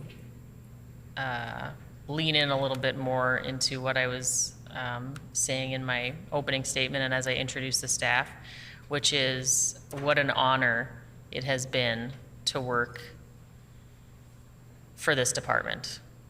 And that's really how I consider it. I work for the department. That's how I see it. I'm here to support the great work that they're doing. And that's the senior leadership that's here today and all the way down the org chart. It's really been the honor of a lifetime. It's been so inspiring to learn of the work that is going on in this department. When I first took on this role and you learn about the devastating effects of climate change that are happening across the globe and certainly here in Manitoba, it can be significantly overwhelming. And I want to highlight for the committee the fact that one of the first acts that we did in forming government and taking on this office was renaming this office to the Office of Environment and Climate Change, recognizing and acknowledging and really naming climate change, which is one of the greatest threats that our province is facing and that humanity is facing. So I think it's important. I think words matter. And I think it was an important renaming of the department. But when you're thinking about climate change, it can be very overwhelming. Manitoba is just one province in just one country on the globe. And so it can feel overwhelming about what we can do, what difference we can make. But it has been that overwhelming feeling that I had in the beginning of taking this role 1 year ago has really been supplanted by hope, and that hope has been provided largely from the people that work in this department. The work of the Environmental Stewardship Branch, the Water Stewardship, the Climate and Energy Innovation Department, the Parks Department. The work that's going on here in Manitoba, led by the public service, is inspiring and gives me a lot of hope, and I think should give Manitoba a lot of hope. that there are great people at the helm of this department doing really great work on behalf of all Manitobans to protect, preserve, and enhance our natural environment. So to answer the question more directly, I can update the committee that there are no structural changes to the org chart. There certainly has been a little bit of movement since this was printed. So yes, we currently have an acting assistant deputy in our Parks and Trails division. David Hunt has moved on to other employment, and we're very happy to have Nicole Armstrong acting in that role. And the other significant change, or at least a change of note, would again be the Executive Director of Legislative Policy and Coordination. Ed Polycarpio has moved on to another branch of government. We're very happy for him to take on that new exciting opportunity.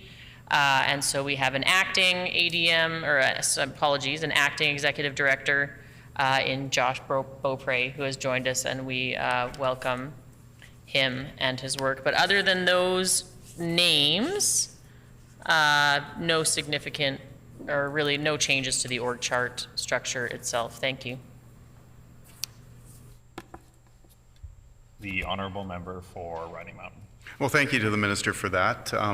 I recognize that the parks came into this last October from Natural Resources, moved over, so it's a bit of a combination year here, and I think we certainly recognize that.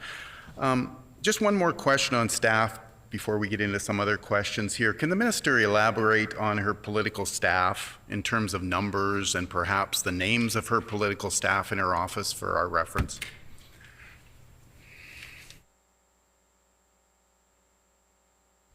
The Honourable Minister of Environment and Climate Change. Happy to talk more about the incredible staff that we have on the political side. So we are joined here today by our Director of Ministerial Affairs, Julia Antonishin, who has really just shown incredible leadership. It is a pleasure to work with her. It's a thrill every day. It's an incredible department to work with and to work for, and we're learning and supporting the department in their great work every day. So thank you very much, Julia.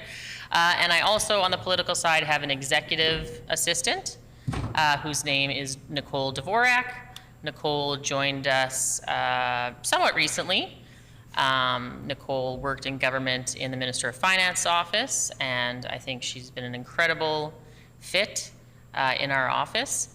And I just want to, it's not lost on me, the incredible leadership that is done in our office by women.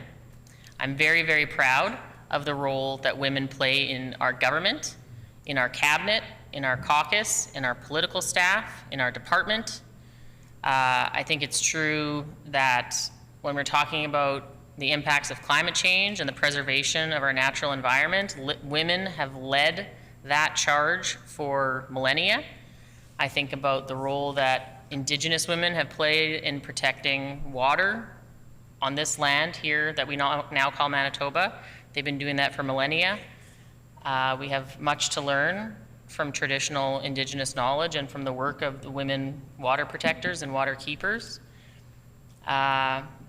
And I also want to note that women, I think the research shows that globally, women are often most impacted by the devastating effects of climate change. So as a woman, I'm very proud to serve in this role and very proud to work with so many brilliant, incredible women.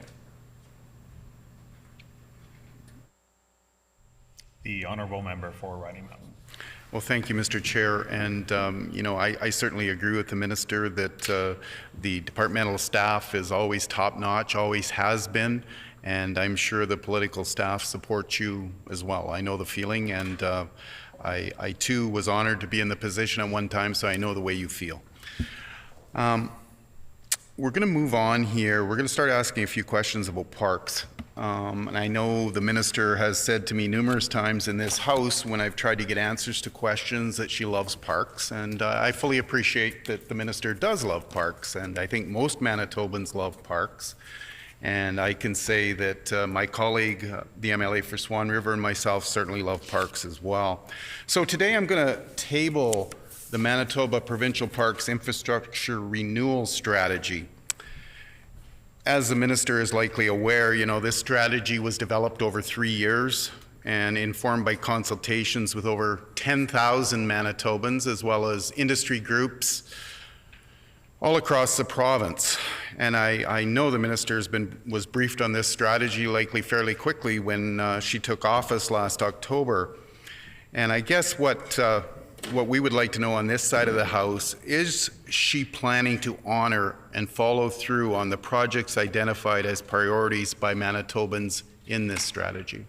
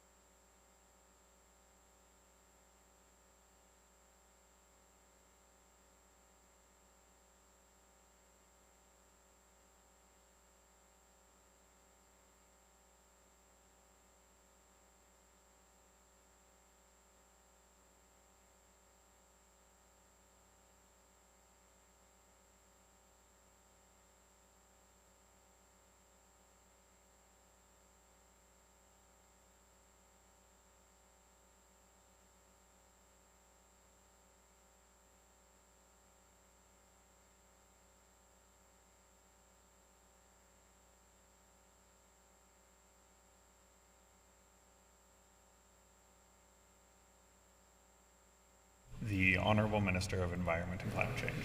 Thank you, Honourable Chairperson. And yes, I do love parks. I've put it on the record many times. I will continue to. I love all of the branches of our department, but Manitoba Parks does hold a very special place in my heart. I am an avid camper. I've grown up my whole life camping.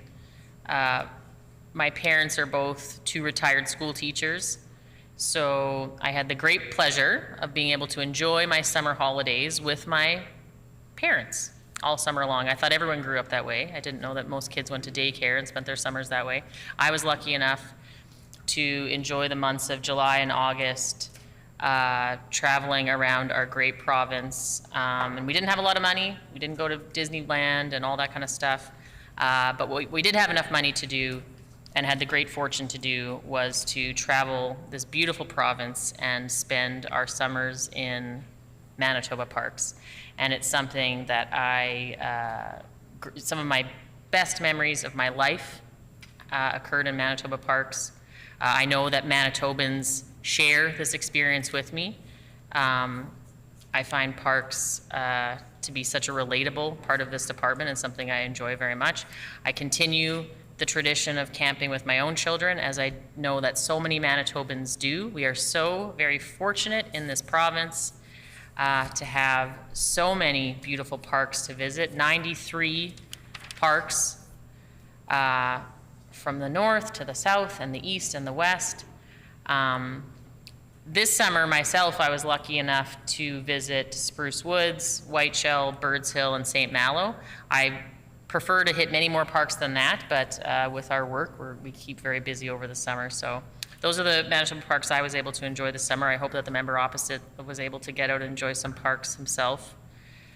And I mentioned this in question period early today, but I would be remiss not to put a few words on the record, just giving the time of year it is. We're in the late days of October, sort of the end of the parks season here in Manitoba. So I would just like to extend my sincere thanks to the Parks branch, but also the Parks staff that worked so hard and produced such a successful 2024 park season. The full-time staff, the seasonal staff, everybody worked so hard to keep our parks beautiful and to keep them safe and to make sure that Manitobans are able to have a relaxing and enriching experience in our parks. Our government shares the love that I have for parks. We are investing in parks. We will continue to invest in parks to modernize and improve park amenities and services for all park users. Our provincial park investments will focus on priority areas that enhance visitor experiences while also reducing operating costs and ensuring continued delivery of essential services. As an example, key investments for 24-25 are expected to total $10.8 million and include the Newdimick Museum, Captain Kennedy House upgrades, new electrical sites at Birds Hill, water treatment plant improvements at Assisipi and Birds Hill, and the reconstruction of the flood-damaged West Hawk seawall. There are additional projects planned. I appreciate the member's question about the previous government's park strategy or investment strategy. But in the Parks Department is no different than branches and departments across government. We have a lot of questions. Manitobans elected us on a new mandate. It's a new day in Manitoba. And so we're looking at everything. We're going through the plan with a fine-tooth comb to make sure that investments are made strategically, that they're made responsibly, and that they put us back on a path to balance. So happy to talk more about Manitoba Parks anytime. Thank you. The honourable member for Riding Mountain. Well, thank you to the minister for that. I guess I didn't really get any reassurance there that the strategy was going to continue as it was printed, as what I tabled there, and it's sad to hear that perhaps consultations with 10,000 Manitobans and stakeholder groups may have been wasted. I know there was so much excitement when that plan was announced under our government, and I think that cottage owners across the province and parks users were so excited to see some rejuvenation, planned rejuvenation of parks and roads leading into parks over the next 10 years. It wasn't just a one-off plan, it was a 10-year plan that was going to modernize our parks and make them very, very attractive to Manitobans and people visiting from outside of the province. Now, I know the minister's mandate letter instructs her to invest in parks. And I think, though, our opposition and many Manitobans that I talked to were concerned about budget 2024, that where, you know, the parks capital budget was cut by $6 million for this year as part of the 10-year plan. So the minister just said they went through it with a fine-tooth comb. I think it was, you know, it was more of a haircut when you shave $6 million. And I guess, how do we square that with a $6 million cut when the minister just said they're spending $10.8 million on projects? Now, I'm assuming the projects that were started in the 23-24 year under our government, because let's face it, a lot of this work is done in the summertime, is likely being included in that number. So I guess I would like the minister, if the minister could share with us the projects that she's talking about were started in 23-24, but what new projects have been started in budget 2024, this fiscal year, and if indeed only $6 million is going to be spent in this fiscal year. And I table this, sorry.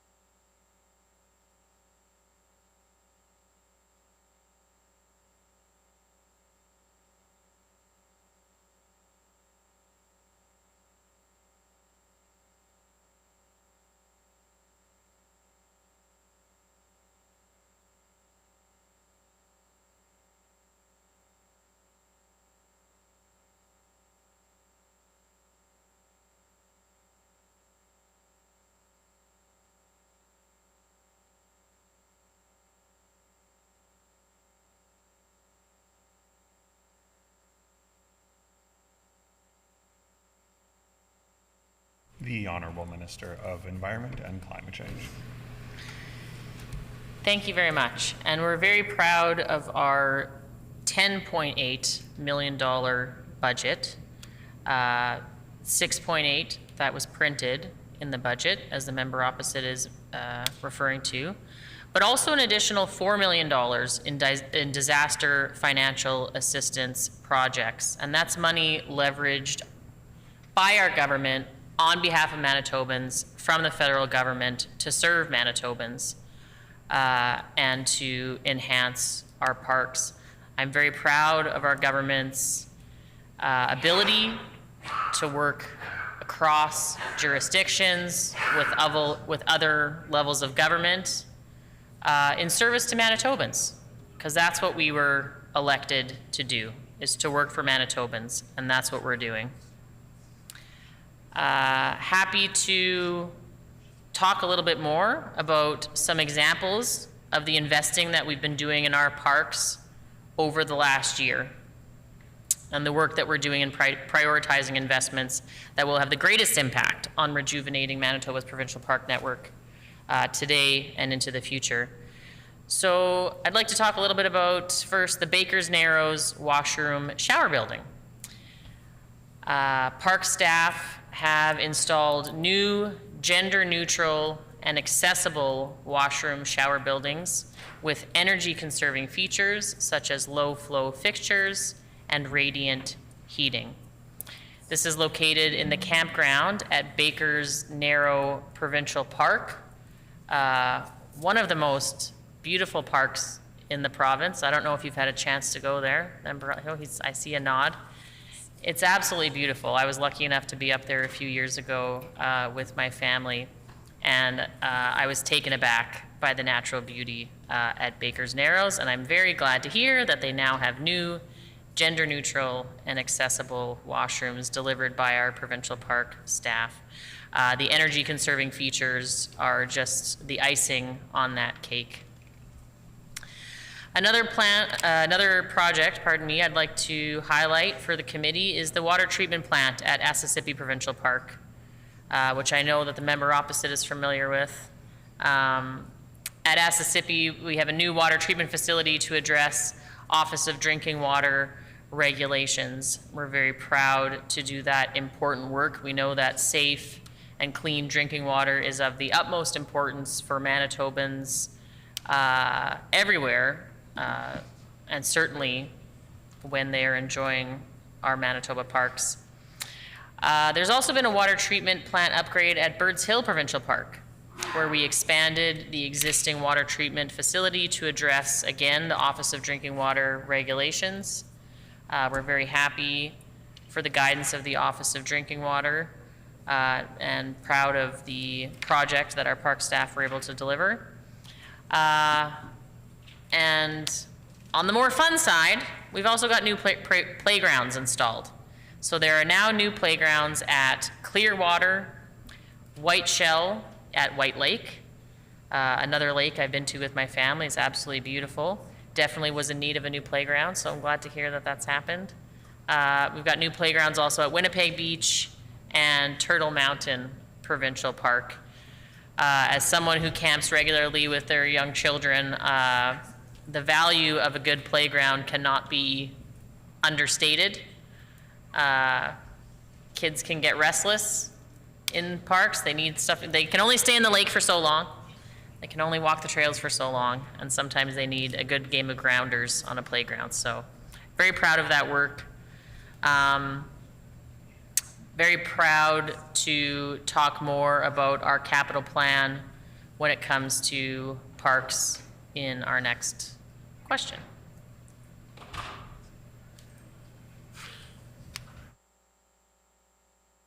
The Honourable Member for Swan River. Thank you, and I appreciate the Minister's comments and sharing and summarizing some of those great projects we initiated while we were in government, but there's really not any spending or $4 million on new spending. However, I want to talk a little bit. I have a number of our constituents in Western Manitoba quite concerned about early layoffs of our seasonal park staff this year.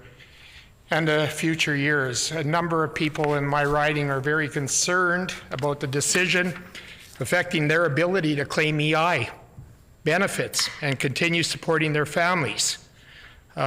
These men and women who pull out our docks and help finish capital projects, drain water lines, just prepare for the winter and make sure our parks are ready in the spring. Can the minister confirm whether any seasonal staff have been laid off early this season, and if so, how many and why? And also, can the minister explain how she expects to recruit and retain workers for our parks, and how she's going to deal with the chaos next spring if people do not return because of how they've been treated by this government in the early layoffs and really pinned for cash within their families this year and perhaps have to leave this province. Thank you.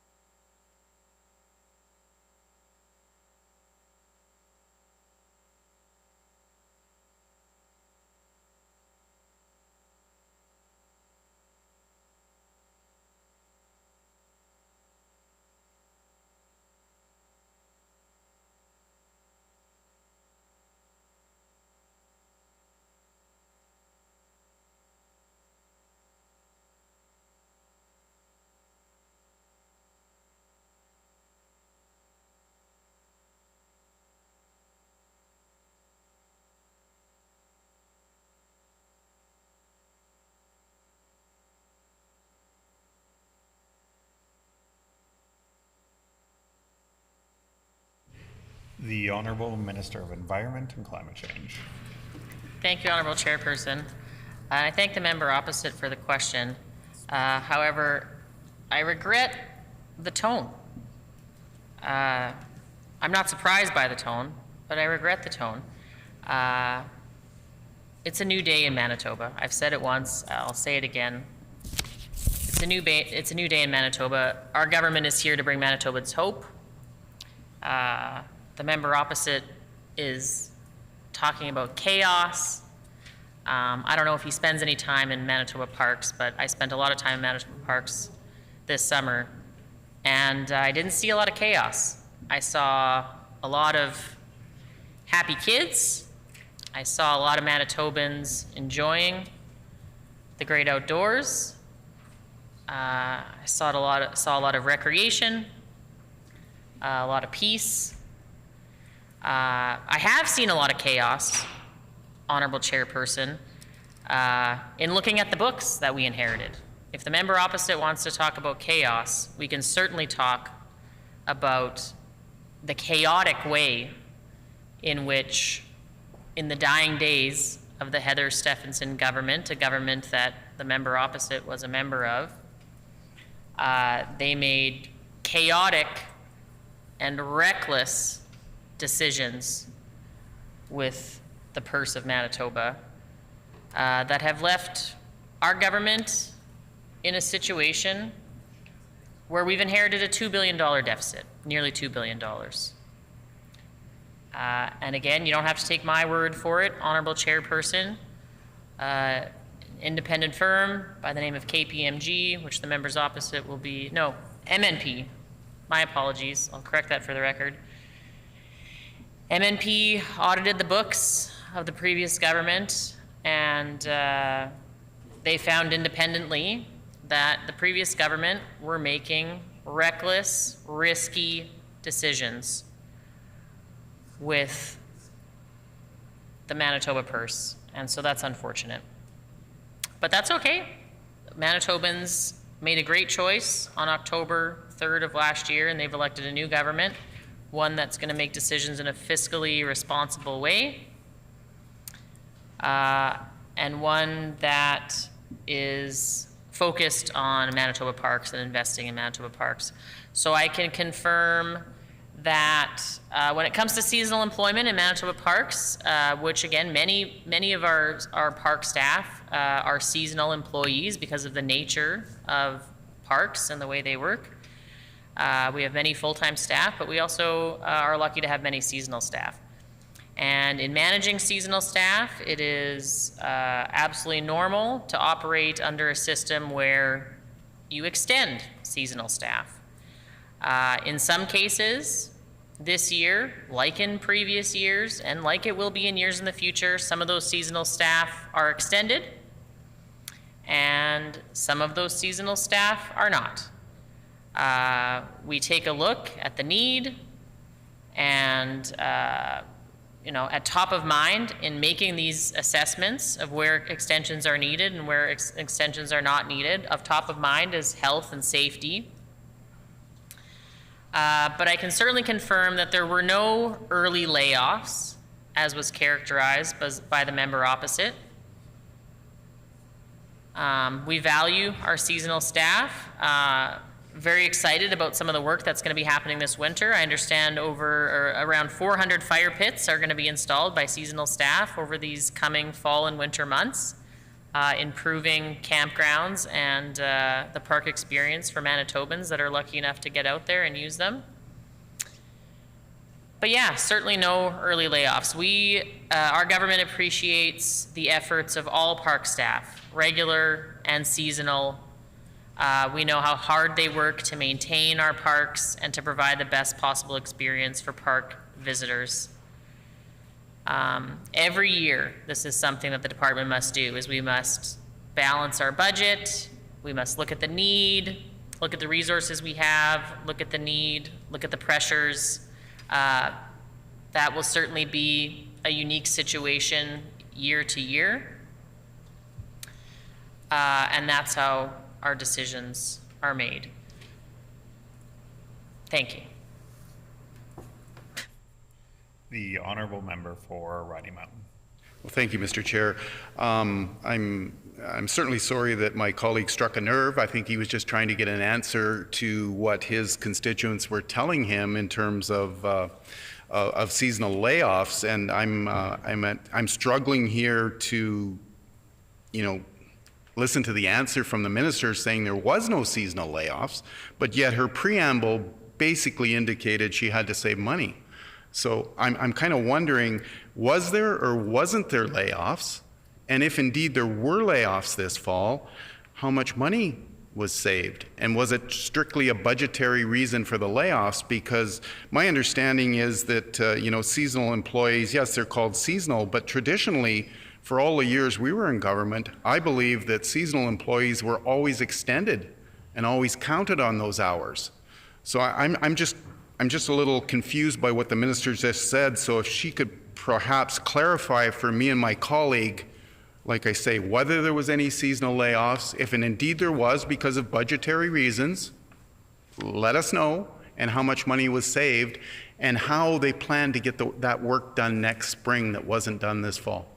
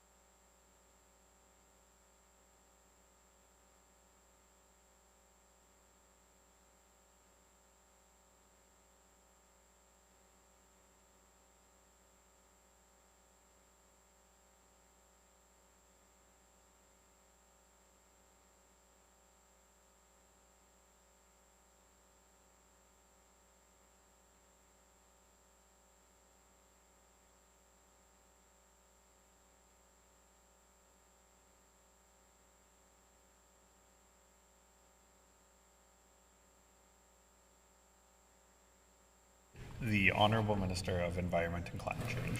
Thank you, Honourable Chairperson. Happy to clarify for the committee.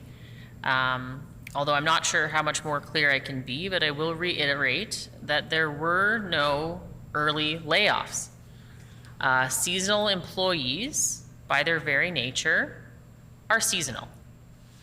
It is in line with their employment agreement that there may be extensions, there may not be extensions. This is a standard term for seasonal employees. So absolutely no layoffs. And in fact, I question the member opposite. If it was just a matter of if it was an automatic extension of seasonal workers under his government, as he said it was, I do question why those employees were perhaps not made full-time employees. But that's maybe a question for another day, perhaps some ideological differences. Seasonal employees are by definition seasonal. They are extended when there is a need, and their extensions may not be offered where there is no need. Again, we assess that on a case-by-case basis. There are unique situations that arise or may not arise that would justify the extension of a seasonal employee or the decision to not extend them. Seasonal employees perform amazing work and are able to, it's essential for the department to have access to seasonal employees because of the varying nature of Manitoba parks. Sometimes we have early springs, sometimes we have early winters, sometimes we have spring storms. And so the Parks Department needs to avail itself to seasonal staff, and it needs to be nimble to address the needs that arise in our parks. So I'd like to highlight a few projects which seasonal staff participated in. So this spring, there was a snowstorm in Turtle Mountain Provincial Park. That snowstorm happened in late May, so somewhat unseasonable, even here in Manitoba. And that late May storm required the closure of the park. Park staff, with support from the wildfire crews in Lac Du Bonnet, were able to get the park back open in less than a week. So it's a great example of where seasonal and permanent staff are able to work together to address unique situations as they arise in our parks. Another great example is that Hecla staff were able to rebuild the Grassy Narrows boardwalk in Hecla Grindstone Park, constructed of 28 pontoon decks with an amazing telescope at the end of the walkway for all bird lovers to enjoy the view. So those are just a few examples of the great work that our park staff do. We value our seasonal park staff. We rely on them. And in fact, in many parts of the province, I know we struggle to even find seasonal park staff. So we very much thank all of our park staff, including our seasonal staff.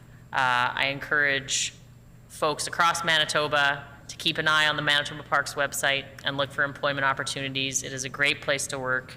There are great opportunities at Manitoba Parks for both seasonal and regular staff. Thank you. The Honourable Member for Riding Mountain. Well, thank you, Mr. Chair, and I appreciate the Minister confirming that indeed there was many seasonal employees this year that were not extended, and I know that is always the prerogative of seasonal staff, and I will reiterate that for many years, as long as the weather is good in the fall, seasonal staff were always continued employment so they could prepare parks for the spring. So I guess we'll just have to wait and see what the non-renewal of these seasonal staff is going to do to the parks in the spring. But we're going to move on a little bit. We're going to talk about the parks reservation system here in Manitoba, a very successful reservation system that was put in place by a progressive conservative government. Lots of accolades on how the system works, the ease of use, and many more Manitobans being able to get reservations in parks and get the dates they want. So I want the minister to comment on the reservation system, whether they're going to continue with that reservation system to ensure Manitobans, and I guess anyone from outside Manitoba that wants to reserve places in parks, will continue in the iteration it's in now. And in the same question, I want to ask the minister, or thank the minister for anything the minister may have done in speeding up the passage of Bill 211 this spring, the provincial parks plate. I know she's very proud of parks. We've determined that from question period and from the questions we've asked today. So I would hope that her vehicles will proudly display a plate once they're available. But my question there is, I just want to make sure that there'll be no interference from the minister's office in the implementation of the parks plate. As you know, this summer we did a call across Manitoba for designs, and I'm proud to say here today we had over 90 Manitobans submit designs for these plates, and we're in the process of narrowing those down in cooperation with some stakeholders here across Manitoba, and we hope to move these forward for a spring introduction to Manitoba. And as you know, the reason for doing this plate was to promote our parks, not just within Manitoba, but for motorists driving all across Canada and the United States, to encourage them to come to this beautiful province. So, question on the parks reservation system, and a thank you and an assurance that there'll be no interference from the minister's office on this plate moving forward.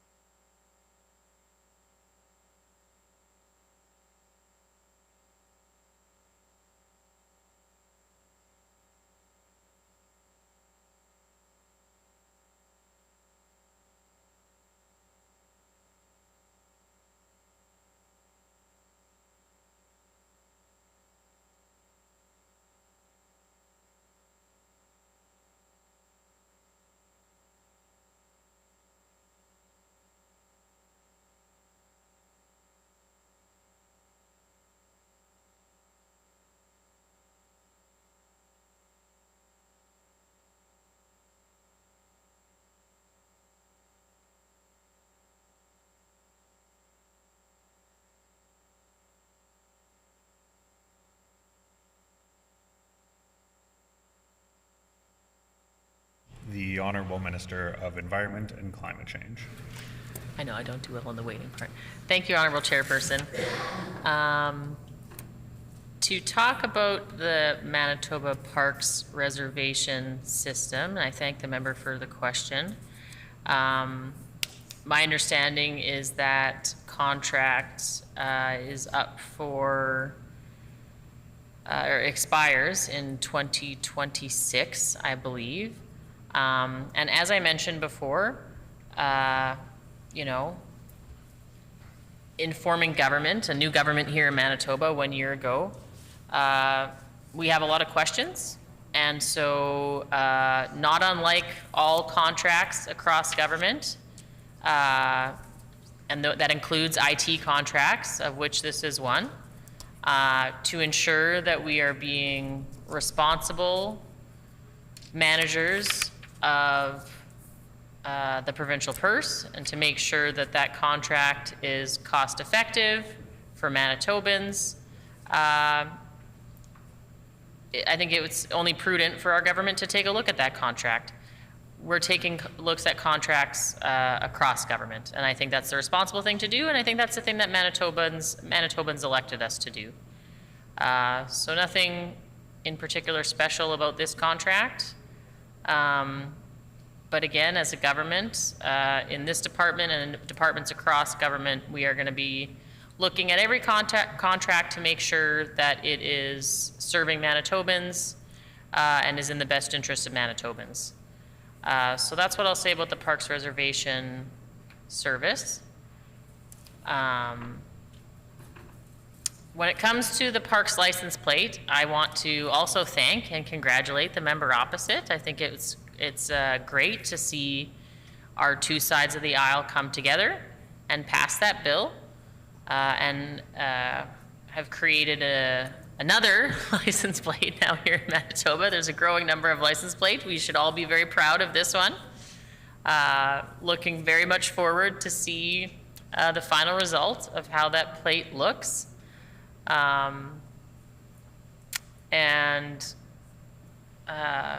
don't have much more to say about it than just to congratulate the member on his work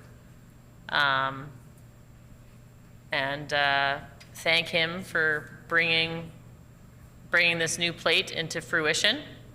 I know we had originally talked about me seconding that bill. Didn't end up happening. Maybe next time, next license plate. But again, I am glad to see both sides of the aisle come together and support parks in this way. I appreciate that the proceeds from the sale of these license plate will go to the Parks Endowment Fund, which will serve to invest further into Manitoba Parks, something that I think we can all agree on is a great thing. So I hope that he would know that he shouldn't anticipate any interference, as he put it. Happy to work with the member opposite on the Parks license plate or any other issues, policy ideas that we can collaborate on to improve parks here in Manitoba. Thank you. The honourable member for Riding Mountain. Well, thank you, Mr. Chair, and I appreciate the minister being candid on both those questions. I can certainly appreciate that, that every contract has to be looked at, and it's good to know the reservation system comes up in 2026. And I'm sure the minister will agree that the system has been a real success here in Manitoba, and anything they do, I'm sure, will be to continue the success. So we'll, next year perhaps in estimates, we can talk about that a little bit again.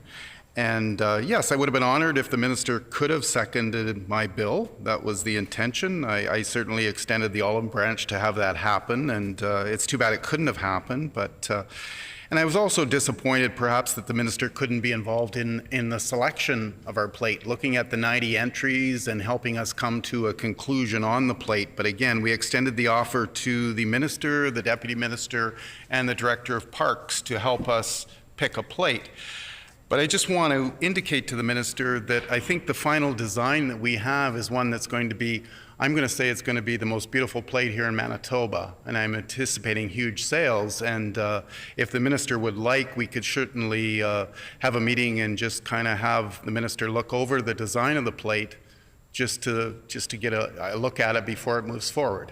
And I appreciate the reassurance that there will be no interference at all as we move this forward, and hope to introduce it to Manitobans by next spring. So we'll move on from that topic. So as the minister is certainly aware, our progressive conservative government and the Manitoba Provincial Parks Cabin Owners Association signed a memorandum of understanding to work collaboratively on shared priorities, including park cottage leases and a service fee model. Now, this came about after extensive conversations with the with the association, and they were looking for some fairness and things like that. And I think we came to a real understanding on these issues.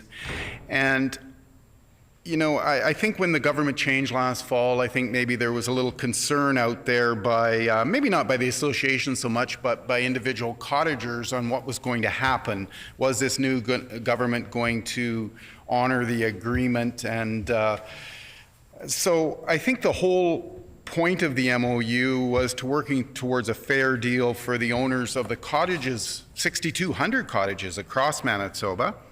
And you know, I'd like to believe that this government feels the same. So I guess my question today is a pretty simple one. Is the minister still working with MPP-COA on honoring the MOU and advancing this work with the association? And when does the minister expect to perhaps have a final agreement finalized on the lease fees and service fees?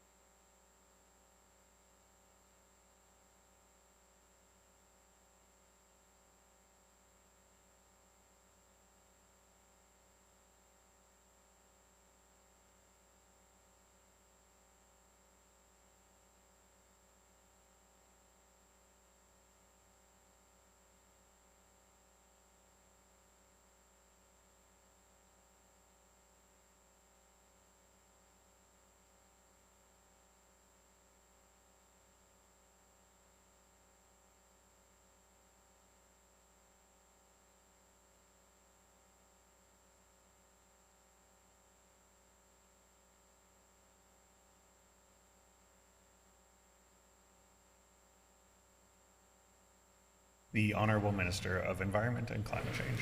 Thank you, Honourable Chairperson, and thank you to the member opposite for the question. Yeah, we are in a very unique situation here in Manitoba, and one that makes yet another reason why Manitoba parks are so special and unique is that here in Manitoba, we have more cottage owners in provincial parks than anywhere else in Canada. I know that you know this, speaking to the member opposite there. More than 6,200 cottage lots in Manitoba. That's very unique across Canada. The jurisdiction that is second in cottage lots in their provincial parks is Saskatchewan, and they have roughly half as many as Manitoba does. So we are in a very unique situation here in Manitoba with the number of cottage owners that we have.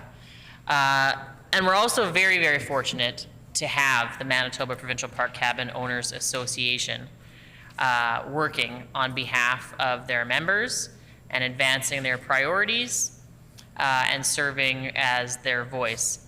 We are very lucky and I'm very grateful to enjoy a very positive working relationship with the MPP-COA.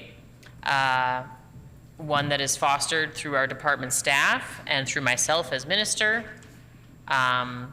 We are continuing to build on that relationship.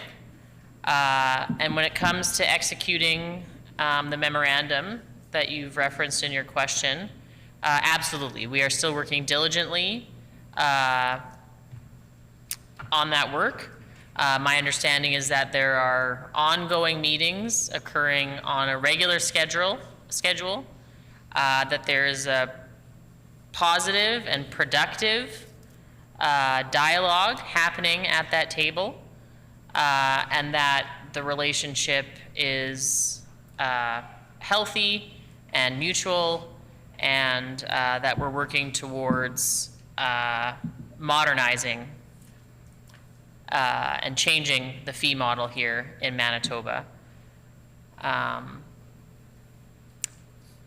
The MOU is intended to provide Manitoba and the MPP COA with a framework for advancing discussions in developing a new fee structure and for the collection of land lease fees and a service fee model whereby cottagers can pay a fair, equitable, transparent, and sustainable share of lease and service fees in relation to all other park users.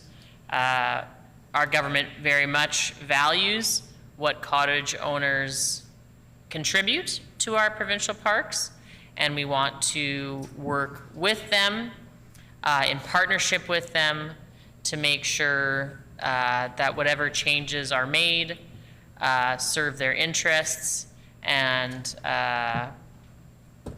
further enhance Manitoba parks, their sustainability, their affordability, and the recreational and quality of life opportunities that are offered therein. So again, very, very proud of the relationship that our department has fostered with the MPP COA, continues to foster, will continue to foster. Very proud of that work. That work is ongoing. I would hesitate to put a timeline on it because I don't want to interfere in the work of that working group. I know, as I said earlier, I know that they're meeting regularly. Those meetings are ongoing. And hopefully we will have a new path forward soon. We are a listening government. We're really here to listen. I don't want to put expectations or tell the MPP COA when and how to get this done. We're going to make sure that it's done in a timely way, but we're going to make sure it's also, most importantly, done the right way and in a way that everyone can be proud and satisfied with. So thank you for the question. The Honourable Member for Swan River. Okay, and I just want to thank the Minister for continuing that great work with MPP COA and their working group, because that was really important. We heard a lot of positive things about them. I want to talk a little bit about protected areas now here. Recently, public statements by the Minister and government made it clear that the goal is to establish 9 Indigenous protected areas, starting with the Seal River, which is about the size of Nova Scotia, and wondering if the other 8 IPAs, where their location could be provided for us. And under the implementation of this Minister's IPA initiative, to get an idea of what the plan for public consultation is, and more specifically with the Provincial Park Cabin Owners Association, and in my area, the Duck Mountain Cottage Owners Association. So just the consultation with them and where the location of the other 8 IPAs is located.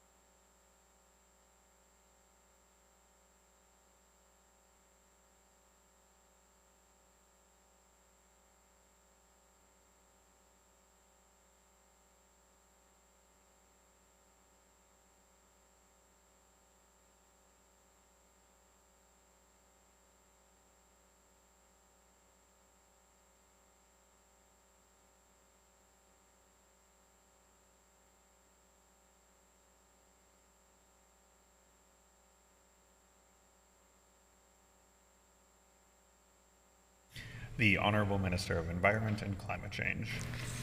Thank you, Honorable Chairperson, and thank you to the member opposite for the question. I'm extremely proud of the mandate given to me by our Premier. Proud of all the mandate items in there, particularly proud of the fact that Manitoba has committed to protecting 30% of Manitoba's lands and waters by the year 2030. And it's a very important commitment for many reasons. It's a conservation effort which protects biodiversity. Enhancing our biodiversity helps us to mitigate the impacts of climate change. But when you read the mandate letter, it's not just protect 30% of Manitoba's lands and waters by the year 2030. It's to do that in partnership with our Indigenous communities, our First Nations here in Manitoba. And that's important for many reasons. I think that's important from the aspect of reconciliation, when we really acknowledge the history of this province that we now call Manitoba. The Indigenous peoples of Manitoba were the first inhabitants of this land, and they protected and conserved the air, land, and water for time immemorial. And so it's only right that the government partner with Indigenous communities and First Nations in pursuing our conservation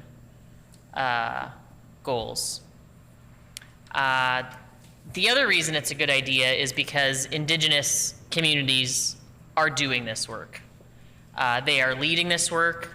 They are leading the way for all of us. I spoke earlier about the inspiration and the hope that I get from the public servants here in our department. And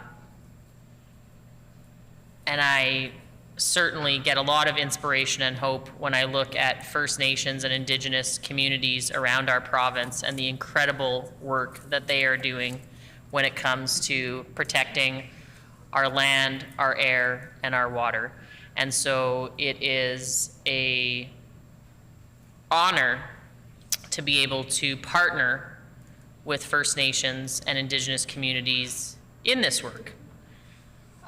When it comes to the issue of IPCAs, or Indigenous Protected and Conserved Areas, that's a very specific definition or category. It's one that currently exists in the federal sphere.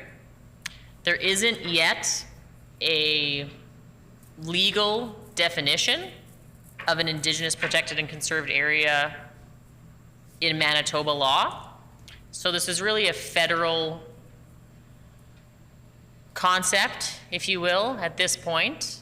And the federal government is working with First Nations across the country, including here in Manitoba, to advance priorities and initiatives that First Nations and Indigenous communities themselves are working towards. So a great example of what could become an IPCA, or an Indigenous Protected and Conserved Area, is the Seal River watershed.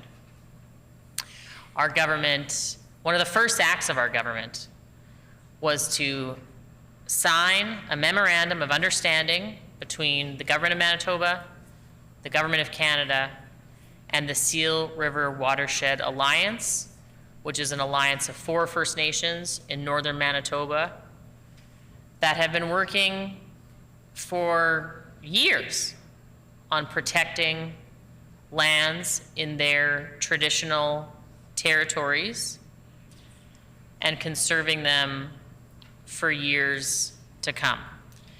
The Seal River watershed is one of the last pristine, intact watersheds in the world. And the area that's been identified through that memorandum of understanding, which is pursuing a feasibility study to see what exactly that conservation initiative might actually end up looking like. The area has been, and again, this number is, depends who you talk to, depends what map you're looking at, but it could be. Honorable member's time has expired. The honorable member for Rodney Mountain. Well, thank you, Mr. Chair. I think we'll give the minister a chance to expand in the next answer here, that's for sure. So I just want to put on the record here today that on this side of the House, we're not against IPCAs at all. We're not against protecting the environment and things. We just want to ensure that, you know, all Manitobans can make use of our natural resources moving forward. I think that's the concern that's happening. You know, I think this summer was, the minister talks about Seal River, and, you know, obviously our government had lots of discussions with the Seal River group as well, and we just wanted to make sure that all stakeholders had input into major decisions. And I think that I'm not sure that the minister would disagree with this, that a 4-week online survey in the middle of the summer was enough time to gather important data and input from stakeholders on something as big as Seal River, the size of Nova Scotia and northern Manitoba. So I'm asking the minister to commit today and guarantee to Manitobans that there will be allowances, or they will work towards allowances moving forward for licensed hunting and angling to continue in the Seal River watershed once the study is done.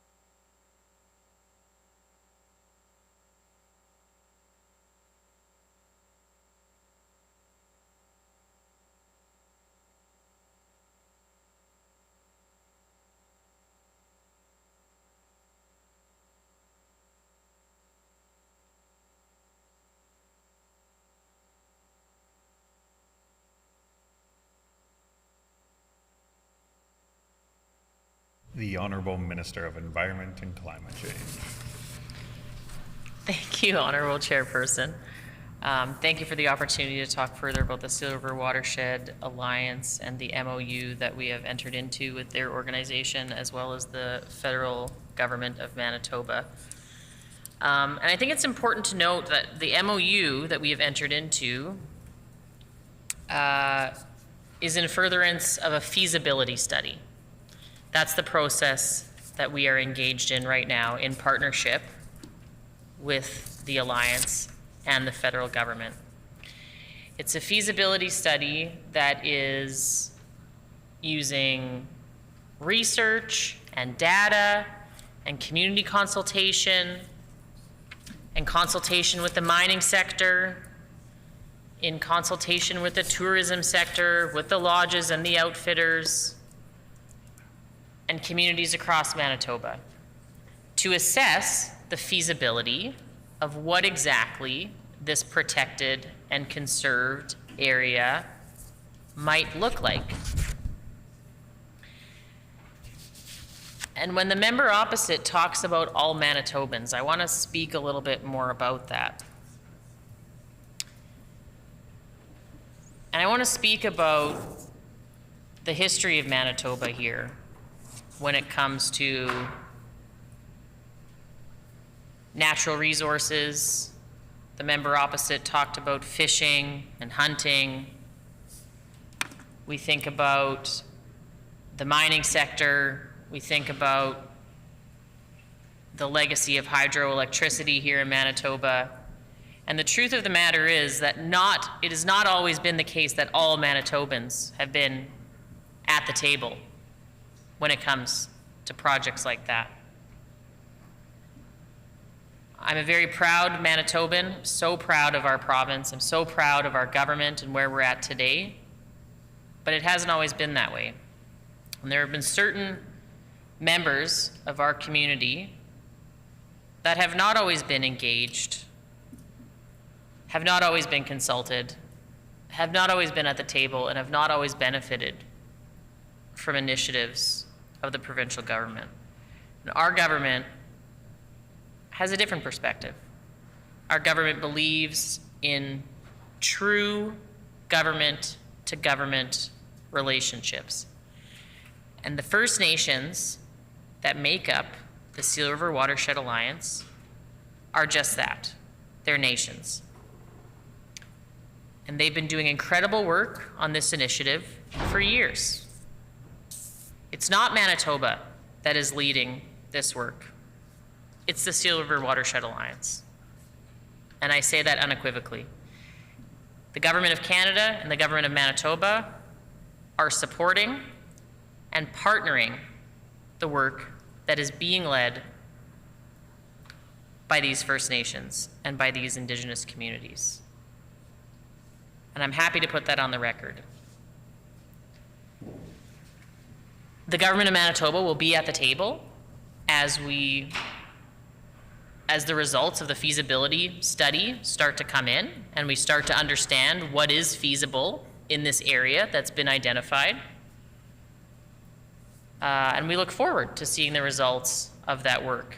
And again, that work involves consulting with communities, consulting with our mining sector, consulting with tourism, lodges, outfitters. We're a listening government. We're going to bring everybody to the table. But I want to be clear, and this is something, and I think this is the reason why the previous government never signed the MOU, allowing this feasibility study to go forward.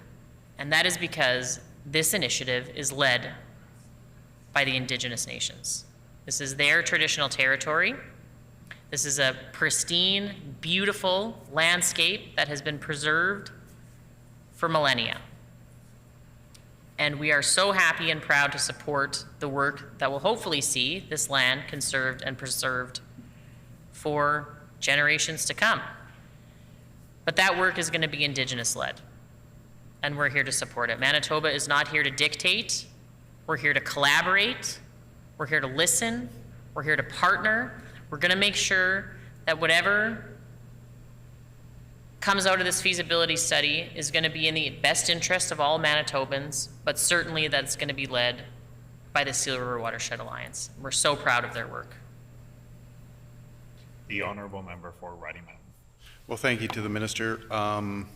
The Premier always talks about one Manitoba, and I think that's certainly what the minister's getting at here is that perhaps it always hasn't been one Manitoba, and I can appreciate that First Nations have the rights, certainly the rights and responsibilities to determine what happens on their lands and things.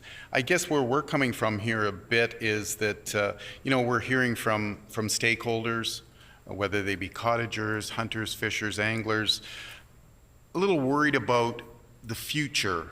My colleague here just talked about the potential for 8 more IPCAs here in Manitoba, and I don't think the minister's addressed that yet. I mean, Seal River is one thing, it's a huge tract of land in the north, but where are these other 8 IPCAs going to be located? And I think all cottagers and hunters and anglers are looking at is to have input and access to continue what they love to do here in Manitoba, part of this one Manitoba. So that's part of the question there, is to ensure that that all the stakeholders get a say in any future IPCAs, and not just a 4-week window in the middle of the summer to make comments and things like that. So I would appreciate some assurances from the minister that all Manitobans would be notified of their plans moving forward and have the right to comment on anything that's going to take land out of the hands of hunters, anglers, and cottagers. I guess the next part of my question is, does the minister plan to extend or make permanent the government's moratorium on geoscience investigations within the Seal River watershed? It's my understanding now that the MOU likely indicates there'll be no mineral exploration, nothing to do with that under the terms of the MOU until something is actually decided what's going to happen with Seal River. So just some assurances on consultation and respecting all Manitobans in any of these decisions moving forward, and for the mining industry's benefit, what perhaps are the plans for Seal River moving forward, given that we have an abundance of minerals in the north, a lot of critical minerals. Without exploration, you'll never know what's there. So I'll just leave it to the minister to answer that, please.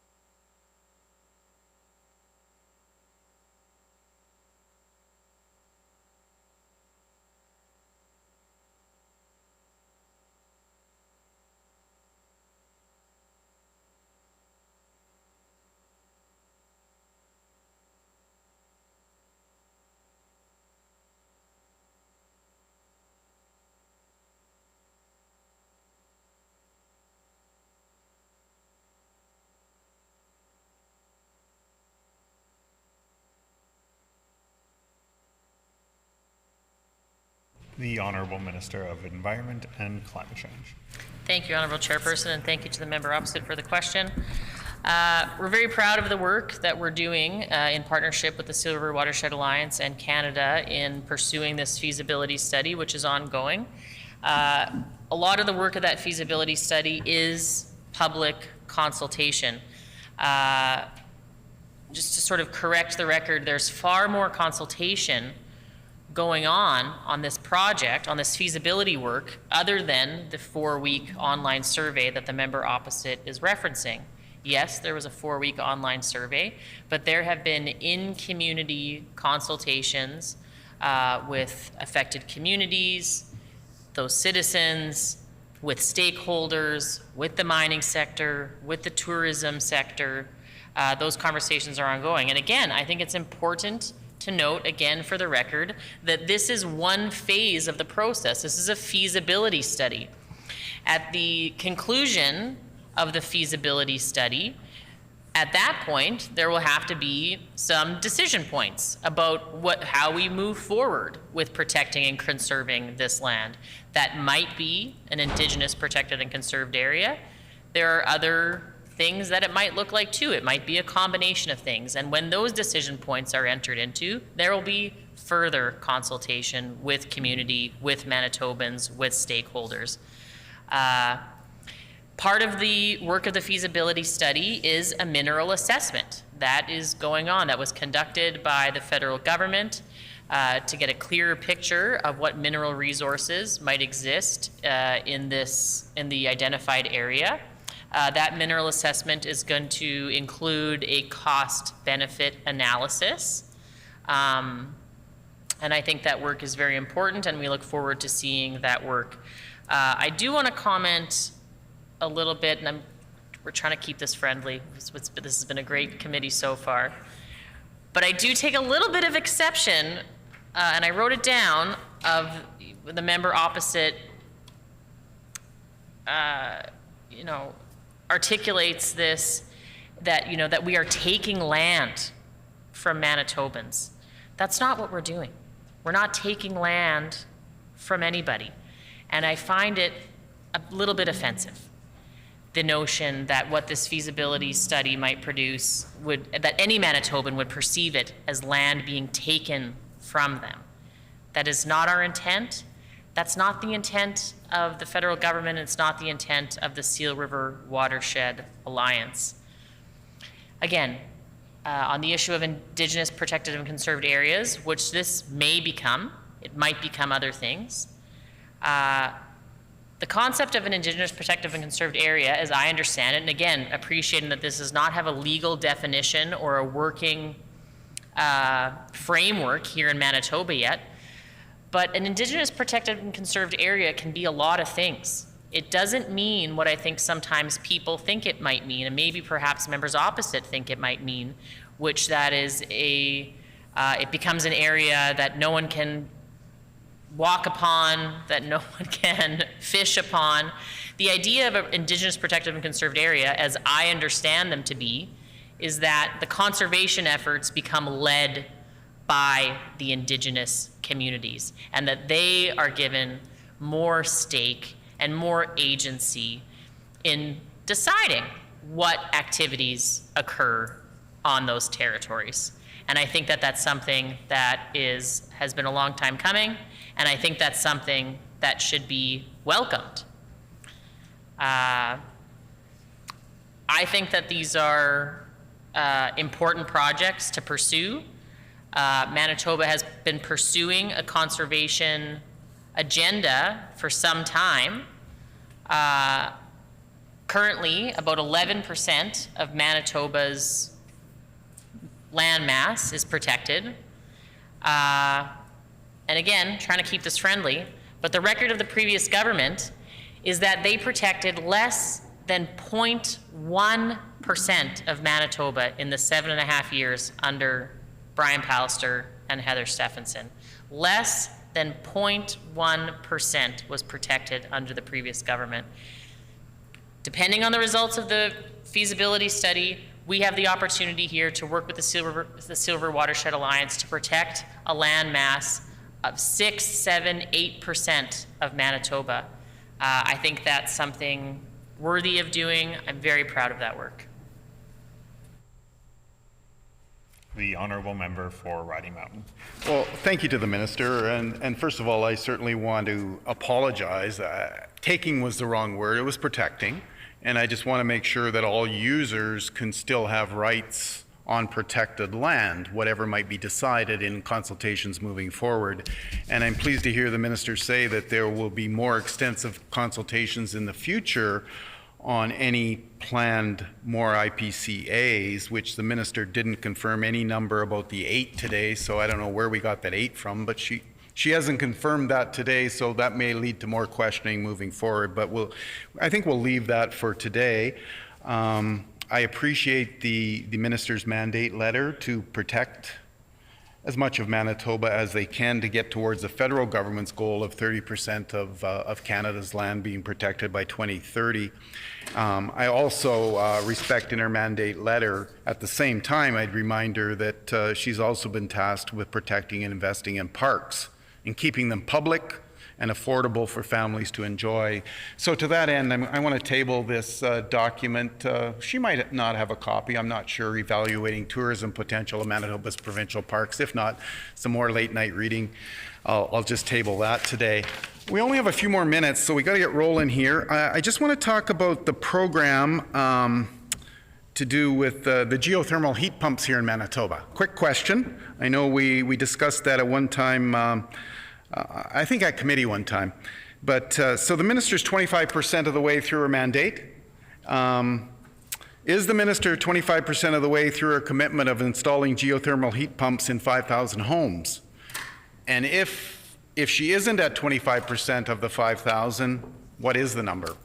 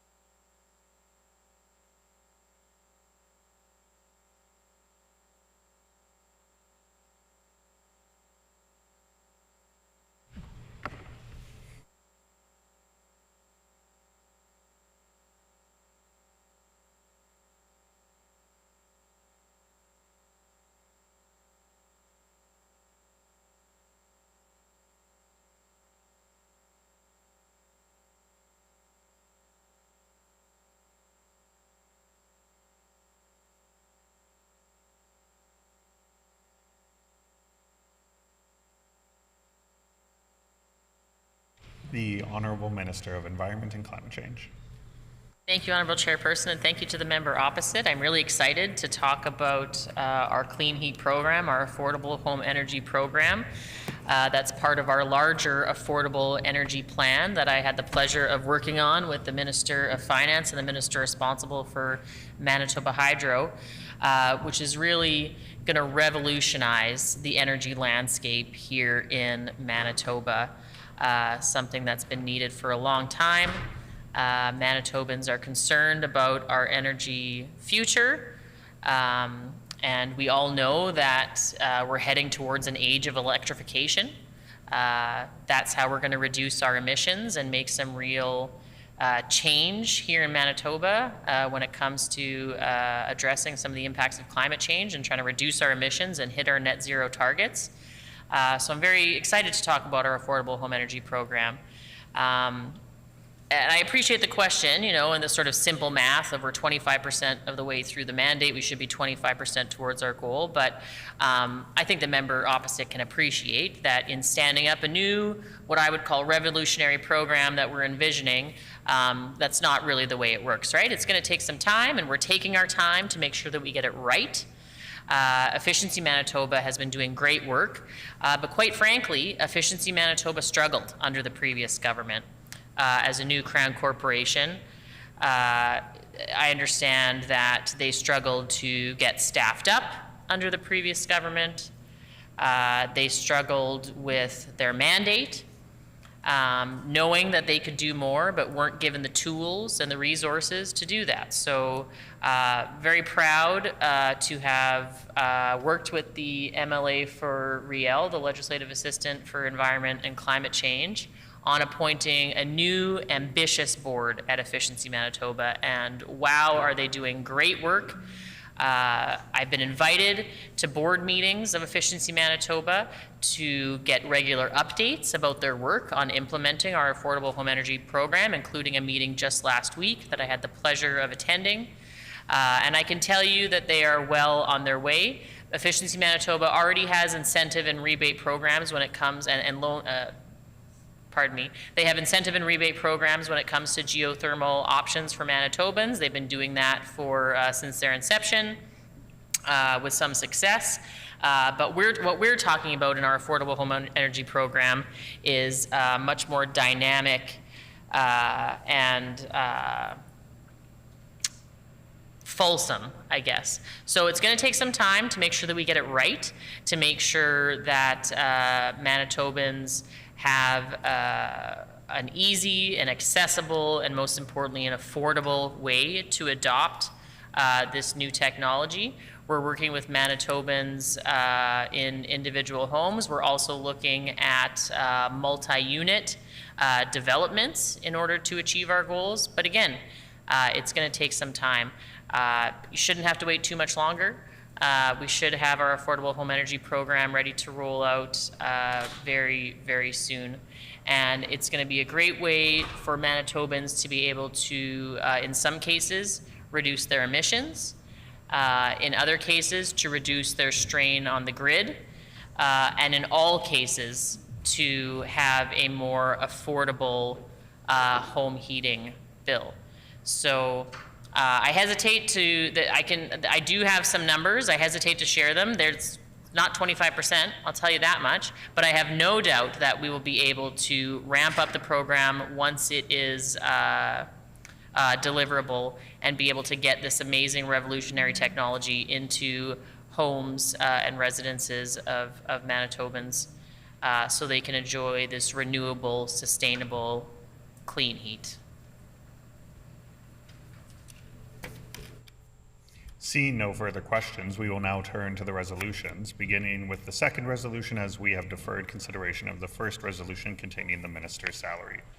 At this point, we will allow, we have no virtual members, so I will move on to the first resolution. Resolution 12.2, resolve that there be granted to His Majesty a sum not exceeding $21,558,000 for environment and climate change environmental stewardship for the fiscal year ending March 31st, 2025. Shall the resolution pass? The resolution is accordingly passed. Resolution 12.3, resolve that there be granted to His Majesty a sum not exceeding $3,473,000 for environment and climate change, climate action, and energy innovation for the fiscal year ending March 31st, 2025. Shall the resolution pass? The resolution is accordingly passed. Resolution 12.4, resolve that there be granted to His Majesty a sum not exceeding $20,649,000 for environment and climate change water stewardship for the fiscal year ending March 31st, 2025. Shall the resolution pass? The resolution is accordingly passed. Resolution 12.5, resolve that there be granted to His Majesty a sum not exceeding $40,068,000 for environment and climate change, parks and trails for the fiscal year ending March 31st, 2025. Shall the resolution pass? The resolution is accordingly passed. Resolution 12.6, resolve that there be granted to His Majesty a sum not exceeding $6,825,000 for environment and climate change capital assets for the fiscal year ending March 31st, 2025. Shall the resolution pass? The resolution is accordingly passed. Next page.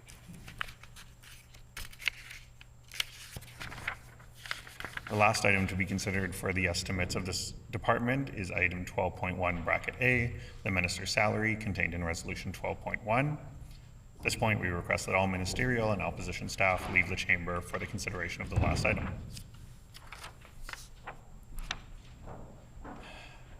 12 point, oh, sorry, apologies.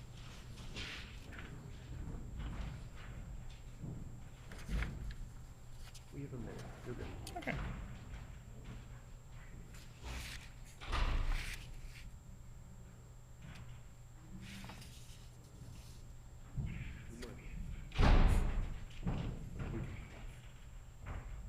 If we're on the last resolution, we'll finish. Resolution 12.1, resolve that there be granted to His Majesty a sum not exceeding $8,394,000 for environment and climate change, finance and shared services for the fiscal year ending March 31st, 2025. Shall the resolution pass? The resolution is accordingly passed. Next page. This completes the estimates for the Department of Environment and Climate Change. The hour being 5 p.m. The hour being 5 p.m. Committee rise.